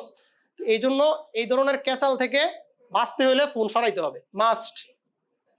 আমি এটা একদম মানে বাস্তব সত্য কথা বলবো, আমি 5 বছর ধরে দেখতেছি এইসব কাহিনী, এটা বাস্তবতা। হ্যাঁ, এই জিনিসগুলো একটু কন্ট্রোল করে এইচএসসি পরীক্ষা দিয়ে ঠান্ডা মাথায় একটা উদ্দেশ্য নিয়ে সবাই এই কোচিং এ আসবেন। আর যাদের অন্য কোচিং এ যাওয়ার খুব শখ, পাশে উন্মেষ আছে, একই বিল্ডিং এ রেটিনা আছে, পাশের বিল্ডিং এ মেডিকো আছে, এদিকে ডিমস স্কলার্স আছে, এদিকে ড্রিমার্স আছে, আর কিছু আছে, অদম্য আছে, অদম্য, অভাব নাই। উত্তরায় কোচিং সেন্টার অভাব নাই, যার যেটায় ভাল লাগে ওইটা পড়েন, কোনো সমস্যা নাই। তবে যারা শ্যাডোইডে আসবেন, আসার পর যদি পাকনামি করেন, পাকনামি মানে হচ্ছে শনি সোম বুধ পড়ব শ্যাডোয়েড, রবি মঙ্গল বৃহস্পতি পড়ব অদম্য, শুক্রবার পড়ব মেডিকো, শনিবার সকালে পড়ব উন্মেষ। আপনার চান্স হবে না, এটার গ্যারান্টি আমি। অসম্ভব। আপনি যদি শুধু রেটিনা ফোকাস দেন, আপনি শ্যাডোয়েড আসবেন না। আপনি যদি শুধু শ্যাডোয়েড ফোকাস দেন, আপনি রেটিনা যাবেন না। সিম্পল হিসাব। একটাতে ফোকাস না দিলে কি হবে? শ্যাডোয়েডের সিলেবাস রেটিনার সিলেবাস মিলবে না। কারণ শ্যাডোয়েডের সিলেবাস তখন হবে শুধু ফিজিক্স আর কেমিস্ট্রি মেইনলি, আর রেটিনার সিলেবাস বা উন্মেষের সিলেবাস হবে বায়োলজি, ফিজিক্স, কেমিস্ট্রি, তিনটা মিলায়ে। তার মানে ওদের সিলেবাসটা হবে বড় বড়, আমাদেরটা হবে একটু ছোট ছোট। সিলেবাস মিলবে না। একদিন 2 দিনে তো মানুষ কেমিস্ট্রি এক চ্যাপ্টার করতে পারে না। পরিবেশ রসায়ন তোদেরকে আমি যখন পড়াবো দেখবি, প্রথম এক চ্যাপ্টারে থাকে হলো 136টা পেজ। 136 পেজ কেমিস্ট্রি পড়তে হবে একদিনে। তুই তখন যদি সাথে আবার ওইটাও নেস, যদি পড়বি কোনটা? একটাও হবে না। আমার কথা কি একদম ক্লিয়ার? তোর যদি ওইটা ভাল লাগে তুই আগে চলে যা, তুই এইচএসসি পরীক্ষা দিয়ে চলে যা, কোনো সমস্যা নেই। শ্যাডোয়েডে শেষ পর্যন্ত যদি 100 জন থাকে, কথার কথা, ফাইনাল মডেল টেস্ট পর্যন্ত যদি 100 জন থাকে, শুরু থেকে প্রি মেডিকেল শুরু করছে, ফাইনাল মডেল টেস্ট শেষ করছে, এমন যদি 100 জন পাই আমি, এর মধ্যে আমি তোকে রেজাল্টের দিন গ্যারান্টি দিয়ে লিখে দিব 70 জন চান্স পাবে মেডিকেলে। এটা একদম গ্যারান্টেড। এখন এটা আবার ভাবিস না যে আমি শ্যাডোয়েডের মানুষ দেখে শুধু শ্যাডোয়েডের গুণগান গাইতেছি। এটা হচ্ছে ফ্যাক্ট। আমি তো তোদের বড় ভাই, আমি রাজুকের বড় ভাই ভাব, মানে রাজুকের বড় ভাই, মেডিকেলের বড় ভাই, এমনি ভাব। আমি তোদের এতক্ষণ যা জ্ঞান দিলাম সবগুলো হলো ভাই হিসাবে দিছি, কোচিং হিসাবে কিছু দেই নাই। আমি কিন্তু শুরুতেই বলছি তুই রেটিনাতে যা, এখন সমস্যা কি? তো এখনই যা, ঠিক আছে? তো এই হচ্ছে আমার কথাবার্তা। এসব কিছু সব মাথায় সেট করে একটা সুন্দর উদ্দেশ্য নিয়ে সবাই শ্যাডোয়েডে পা দিবে এসএসসির পর, বিসমিল্লাহ বলে অবশ্যই। একদম সুন্দর সুষ্ঠুভাবে মন মানসিকতা ঠিক রাখে, পবিত্র রাখে, তারপর বুঝছিস। আমি সবচেয়ে বেশি কনসার্ন রিলেশনশিপ নিয়ে। রিলেশনশিপে যারা থাকে এদের মধ্যে একটা বড় ধরনের, আমি অনেকজনকে দেখছি ভালো স্টুডেন্ট, বিশেষ করে মেয়েরা, ছেলেদের এগুলো বিষয় না, ওদের গেলে গেছে বুঝছিস। কিন্তু মেয়েদের ক্ষেত্রে যারা ইনভলভড, অনেকেই ইনভলভড, স্বাভাবিক, কিন্তু ওই টাইমে যদি তুই ব্রেক নিতে না পারিস, আমি অনেককেই দেখছি এটা নিয়ে ট্রমাটাইজড হয়ে যেতে। এদিকে ট্রমাটাইজড, ওইদিকে ট্রমাটাইজড, দুইটা মিলায় হয় না শেষ পর্যন্ত। তো এই বিষয়ে একটু কেয়ারফুল থাক। আমি আগে আগে বলে দিলাম, আগে আগে জিনিসটা ওইভাবে সেট আপ কর, বুঝছিস। 3 মাসে তো কিছু হবে না ভাই, মরে যাবি না। 3 মাসে একটু আস্তে আস্তে যোগাযোগ রাখ ফোনে ফোনে, তাইলেই হবে, ঠিক আছে? আর বেশি কিছু করার দরকার নাই। ওকে, এবার আয়, জ্ঞান দেওয়া শেষ। ওই জন্য ছিলাম, শোন, আগে দিয়ে দিছি জ্ঞান। শোন, তোর জন্য ওই প্রত্যেকটা জ্ঞান সমানভাবে জড়িত, শুধু রিলেশনশিপ ছাড়া, বুঝছস? কারণ আমি জানি তুই কারো কষ্ট দেওয়া সম্ভব না, বুঝছস? আয়, এবার হচ্ছে এই ছকটা পাইছো সবাই, এটার উপর 10টা স্টার দে। এই চ্যাপ্টারের সব থেকে ইম্পর্টেন্ট ছক হচ্ছে এটা। না, এটা এসএসসি পর ডেলি হবে। কবে? এমনি দিবি, সমস্যা নেই। কি 4 পয়েন্ট সামথিং যদি এসএসসি তে আসে, মেডিকেল প্রিপারেশন নিবি না? বাদ। আমার নিজের বোন এসএসসি তে পাইছে 4.92 এসএসসি তে। আমি তো ওকে প্রি মেডিকেল তো করছিল, আমি তো পরে করাই নাই, কারণ আমি জানি হবে না। ও এখন পরে শেরেবাংলা কৃষিতে, তোকে ডিসিশন চেঞ্জ করতে হবে, কোনো অপশন নাই। এ প্লাস না আসলে তোকে এটা চেঞ্জ করতে হবে, গ্যারান্টি। মানে হবেই না, এটা কেমনে সম্ভব? 4-5 নাম্বার কাটার পর হয় নাকি? এমনি তো হয় না। হাইয়েস্ট নাম্বার ওঠে 90, 95, আর এবার লোয়েস্ট মার্ক ছিল কত জানো?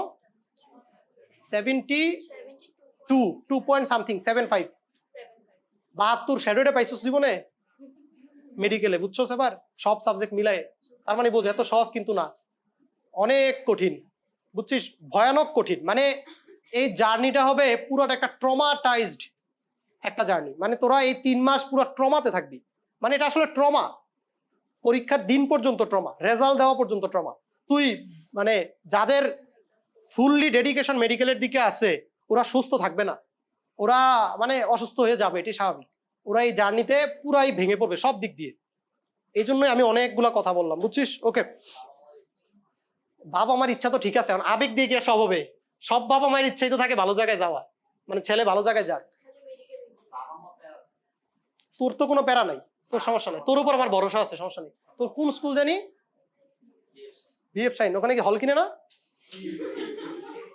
ওটা তো আর্মিদের না, একটা ঝামেলা।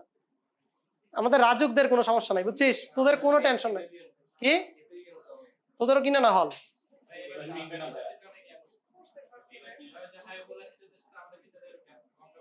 এটি প্রতি বছরই আমরা শুনি, এটি বলে লাভ নাই। ন ভাইবুল্লার প্রিন্সিপালের রুমে গেছোস, যাই দেখবে এটা একটা ডক্টর ইউনুসের রুম, এত সুন্দর। ওই দিন গেছিলাম, ভাই রে ভাই, এটা বানাইছে কি? আমরাই তো দিছি না এগুলা সব, এমনি এমনি। এটা ন ভাইবুল্লারে পুরো চেঞ্জ করে দিছি আমরা। প্রতি বছর কত টাকা দেওয়া লাগছে ওদের হিসাব আছে। এখন এসব ভাব নিলে তো হবে না, ভাব নিবে না, সমস্যা নেই, একটু এদিক সেদিক হবে, কারণ এবার আর্মিরা থাকবে।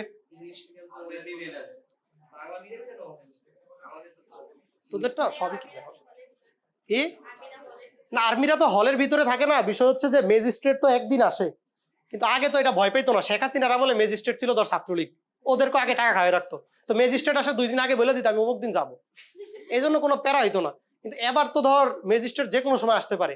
এই জন্য শুনছি আবার এসএসসি তে একটু ঝামেলা করছে ন ভাইবুল্লাহ, একটু ঝামেলা ছিল। ন ভাইবুল্লাহ না গার্লস, কোনটা যেন, গার্লস মনে হয়, এসএসসি তে একটু ঝামেলা করছে। ওই যে ওদেরও একটা ভয় যে আসতে পারে, এখন আসলে তো ওদেরকেও বাইর করে দিবে। তোরা কি, ওদেরই চাকরি শেষ, ওরা কি তোদের চিন্তা করবে? এই জন্য হইতে পারে। তারপরেও আমাদের আমাদের বিশ্বাস আছে, বুঝছস, আমাদের বিশ্বাস আছে আমরা কিনে ফেলবো। ওকে, তোরা টাকা দিছস না, তোরা একটা টাকা তো দিছস মনে হয়, এই যে লাস্ট দিকে একটা টাকা দিবি না, কিছু একটা টাকা নিবে 1000 বা সামথিং বা 1500, পরীক্ষা কিছু একটা বলে সামথিং, ওইটাই ওখানে পাঠানো হবে। হ্যাঁ ঠিক আছে, ওকে আয় আয়। হ্যাঁ হ্যাঁ, তোর ভালো তো, ওই জন্য নেয় না। আয় আয় ভাই আয়।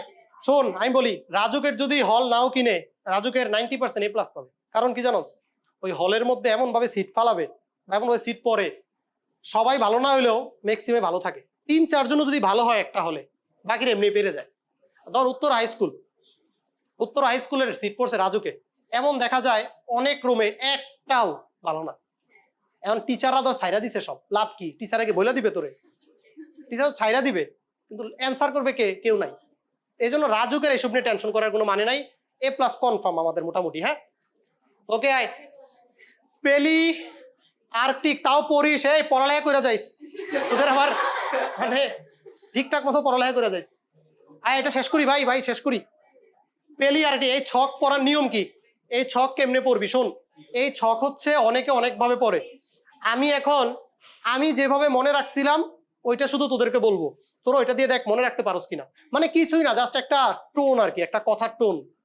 পেলি আর্কটিকের মধ্যে আর্ক শব্দটা আছে। আর্ক মানে হচ্ছে উত্তর, আর্ক বলতে আমরা উত্তর অঞ্চলকে বোঝাই। তাহলে দেখ অনেকগুলোর পাশেই উত্তর কথাটা আছে, এমনি মনে রাখা যায়। সব কিন্তু মনে রাখতে পারবি না, এটা তো সম্ভব না। একটা গ্রসলি মনে রাখা আর কি। ওরিয়েন্টাল বাংলাদেশ, তার মানে বাংলাদেশে আশেপাশে যত কিছু আছে সব ওরিয়েন্টাল, এটা মনে রাখা যায়।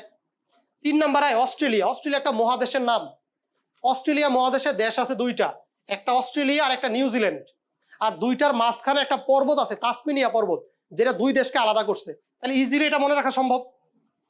ইথিওপিয়া, ছোটবেলায় পড়ছিলি, সাহারা মরুভূমি ইথিওপিয়ান অঞ্চলে অবস্থিত, এটা মোটামুটি আমরা সবাই জানি। শুধু একটা কথা মনে রাখলেই হবে, ইথিওপিয়া সাহারা মরুভূমি। নি আর্কটিক, একটা বাদ গেছে, নিউ ট্রপিক্যাল, এটা মনে রাখবি। ধর ট্রপি, ট্রপি মানে ট্রফি, বিশ্বকাপ ট্রফি বেশি কার? ব্রাজিলের। তো দেখ ব্রাজিল আছে, ব্রাজিল হলো সবচেয়ে কালো মানুষ থাকে ব্রাজিলে। ওয়েস্ট ইন্ডিজ সবচেয়ে কালো মানুষ, মনে রাখা যায়। মধ্য আমেরিকা, দক্ষিণ আমেরিকা, শুন শোন, মধ্য আমেরিকা, দক্ষিণ আমেরিকা, ব্রাজিল কোথায় আছে? দক্ষিণ আমেরিকায়, তাহলে মনে রাখা যায়। আর নিউ আর্কটিক ন দিয়ে, এই জন্য দেখ গ্রিনল্যান্ড, কানাডা, আইসল্যান্ড সবগুলোতে দন্তন্য আছে। আমি যেই সিস্টেমটা বললাম এটা গ্রসলি মনে রাখার একটা উপায়। তোরা যদি এখন খুব বেশি ভালো হস, তোরা সব মনে রাখ, আমার তো কোনো সমস্যা নাই। হ্যাঁ, বাট পরীক্ষায় কোশ্চেন আসবে, ধর আইসল্যান্ড নিচের কোন অঞ্চলে অন্তর্ভুক্ত, বাংলাদেশ কোন অঞ্চলের অন্তর্ভুক্ত। মেডিকেলে আসছিল যদিও বাংলাদেশেরটা, আফ্রিকারটাও আসছিল। হ্যাঁ ওকে, এবার আয় হলো মেরুদণ্ডী প্রাণীর নাম মনে রাখার উপায় কি? সব তো আসলে কারোর পক্ষে মনে রাখা সম্ভব না, এটা সম্ভব না, এটা অসম্ভব। এখন আমরা কিছু দাগাই দিব, আশা করি ওগুলোর মধ্যে চলে আসার কথা। আসলে তো ভালো, না আসলে কিছু করার নেই। এখন আয় হলো প্রথমটার মধ্যে, পেলি আর্কটিকের মধ্যে দাগ দে ফ্লেমিঙ্গো, এলিগেটর, এই দুইটাতে দাগ দে। ফ্লেমিঙ্গো, এলিগেটর, শুধু দুইটা পড়বি প্রথমটা থেকে। এবার 2 নম্বরটার মধ্যে সবগুলা পড়বি, কারণ এগুলো বাংলাদেশের, এগুলো এমনি মনে থাকবে। কুত্তা, বিড়াল, গরু এগুলো তো বাংলাদেশে আছে। হ্যাঁ কি বল? হ্যাঁ ওটা জানি না ভাই। অস্ট্রেলিয়া, অস্ট্রেলিয়ার মধ্যে ক্যাঙ্গারু, এটা তো পারবি। আচ্ছা, আর দাগ দিবি হচ্ছে wombat, platypus, lyre bird, emu, birds of paradise. এই প্রত্যেকটা important. Kangaroo, wombat, platypus, lyre bird, emu, birds of paradise, সবগুলো দাগ দিছিস। এবার এরপরেরটাই নিউট্রপিক্যালে দাগ দিবি হচ্ছে humming bird. Humming bird, humming bird পাইছিস। ইথিওপিয়ানে দাগ দিবি হচ্ছে আর্মাডিল্লো। বল, এই চিন্তা করলে তো এমন 100টা আছে, সবগুলোতে কমন। তুই চিন্তা করবি এখন, সম্ভব? আর্মাডিল্লো, তোর আমি যেটি বলতেছি এগুলো কোনোটার মধ্যে ম্যাচ নাই। আর্মাডিল্লো পাইছিস। Giraffe, giraffe, catfish, lungfish. নি আর্কটিকের মধ্যে দাগ দিবি হচ্ছে মেরুশিয়াল, ভালুক, ক্যাঙ্গারু, বাইসন, লাল হরিণ, এই লাইনটা পুরাটা, সাথে হামিং বার্ড। ওকে, এইটুক পড়লে মোটামুটি সেফ। হ্যাঁ ওকে, আর কি আছে? আর কিছু আছে? আচ্ছা, আরেকটা আছে, এই ছকটাতে যা সবাই। এন্ডেমিক ছক, এন্ডেমিক ছক। আর 1.5 মিনিট। এন্ডেমিক ছক পাইছিস? আচ্ছা, এন্ডেমিক মানে কি? যেসব প্রাণী বাংলাদেশে জন্মগ্রহণ করছে, বাংলাদেশেই পাওয়া যায়, ভারতে পাওয়া যায় না, সেটা বাংলাদেশের জন্য এন্ডেমিক। যেসব প্রাণী পাকিস্তানি আছে, পাকিস্তানে জন্ম নিছে, বাইরে কোথাও পাওয়া যায় না, সেটা পাকিস্তানের জন্য এন্ডেমিক। বুঝাইতে পারছি? আর এক্সোটিক কি? বাংলাদেশে জন্ম না, ধর অতিথি পাখি বলে না, ওরা বাংলাদেশে আসে একটা টাইমে, ওরা এক্সোটিক। Clear concept? পরীক্ষায় আসবে নিচের কোনটি ওরিয়েন্টাল অঞ্চলের এন্ডেমিক প্রাণী, এই নামগুলো শুধু পারলেই হবে। হয়েছে? আচ্ছা, এবার সবাই বইয়ের পিছনে যা। ইন সিটু সংরক্ষণ আর এক্স সিটু সংরক্ষণ নামে একটা টপিক আছে, দেখ। ইন সিটু আর এক্স সিটু। আচ্ছা দাদা, একটু দাঁড়া, এই দাঁড়া, একটা জিনিস বাকি আছে। ওই যে ওই ছকটা যেটা দাগলি না এন্ডেমিকের, এন্ডেমিকের পরের পেজে দেখ, চিরসবুজ এবং অর্ধ চিরসবুজ বনাঞ্চল। 1 নম্বর পয়েন্ট পাইছিস? এটার মধ্যে 5টা পয়েন্ট আছে, এটা দাগ দে। পেজ নাম্বার 438, ওই যে এন্ডেমিকের ছকের পরের পেজ, এন্ডেমিকের ছকের পরের পেজ পাইছিস? এর পরের পেজে আছে, দেখ, এর পরের পেজে আছে হচ্ছে পত্রঝরা বনাঞ্চল। এর মধ্যে উদাহরণ দাগ দিবি হচ্ছে শালবন। এটা আসছিল পরীক্ষায়, সমাজই তো এটা। তুই বায়োলজি মনে হইতেছে তো? আচ্ছা, আর দরকার নাই। এবার চলে আয় ডাইরেক্ট একদম পিছনে। 400, এই বইয়ে 451, তোদের বই কত? 457 নম্বর পেজে যা, দেখ লেখা আছে ইন সিটু সংরক্ষণের প্রধান মাধ্যমগুলো নিম্নরূপ। পাইছস? Very very very important, 5 star দে সবাই এটাতে। এটা আমরা দিবই। 18-19-এ এখান থেকে কোশ্চেন ছিল, 21-22-এ এখান থেকে কোশ্চেন ছিল, 23-24-এ এখান থেকে কোশ্চেন ছিল। না বক্সটা না, নিচের কোনটি ইনসিটু সংরক্ষণের মাধ্যম? ন্যাশনাল পার্ক, শুধু ন্যাশনাল পার্কে দাগ দে, শুধু নাম। তারপরে 2 নম্বর, কিরে 2 নম্বর কই? Eco park, eco park. 3 নম্বর সাফারি পার্ক। 4 নম্বর বন্যজীব অভয়ারণ্য। 5 নম্বর গেম রিজার্ভ। 6 নম্বর বিশ্ব ঐতিহ্য। 7 নম্বর মৎস্য অভয়ারণ্য। পাইছো সেগুলো? শুধু নাম, শুধু নাম, শুধু প্রত্যেকটার নাম। এই ছকে না, ছকে না, ছকের বাইরে দেখ নাম, পয়েন্টের নাম। হ্যাঁ, ইকো পার্কের নাম না, ওরা একটু বোঝা। এই ওরা দেখা তো একটু আগের পেজে, আগের পেজে 1 2 3 লিখে যে নামগুলো দেওয়া আছে। ওকে, এবার একটা ছক ছিল, ওই যে ইনসিটুর নিচে একটা ছক ছিল, বাংলাদেশের কয়েকটি উল্লেখযোগ্য ন্যাশনাল পার্কের ছক। পাইছস? ওই ছকের মধ্যে দেখ দেওয়া আছে সবচেয়ে ছোট রামসাগর, সবচেয়ে প্রথম হিমছড়ি, সবচেয়ে বড় নিঝুম দ্বীপ। এই যে এই ছকটা, এই ছকটা পাইছিস? এই ছকের মধ্যে 3টা পয়েন্ট দাগ দিতে বলছি। সবচেয়ে ছোট কোনটা, সর্বপ্রথম কোনটা, সবচেয়ে বড় কোনটা। এবার এর পরের পেজে দেখ, পরের পেজে আরেকটা ছক আছে, ওখানে দাগ দে সবচেয়ে ছোট চর কুকরি মুকরি, সবচেয়ে বড় সুন্দরবন, পূর্বে গেম রিজার্ভ ছিল টেকনাফ। এই 3টা পয়েন্ট দাগ দে, দিছিস? এবার XC2 যেটা কৃত্রিম বাসস্থান, ওইটাতেও সেম, শুধুমাত্র নাম। ওখানে নাম আছে কয়টা? 9টা। হ্যাঁ, ইনসিটিউ দাগ দে, XC2 দাগ দে। এবার ইনসিটু আর XC2 একটা ছক আছে, ছকটা দাগ দে। ছকটা দাগ দিছিস? ওকে, ডান। এইটুক পর্যন্ত পড়লেই কমপ্লিট। আর কারোর কিছু বলার আছে?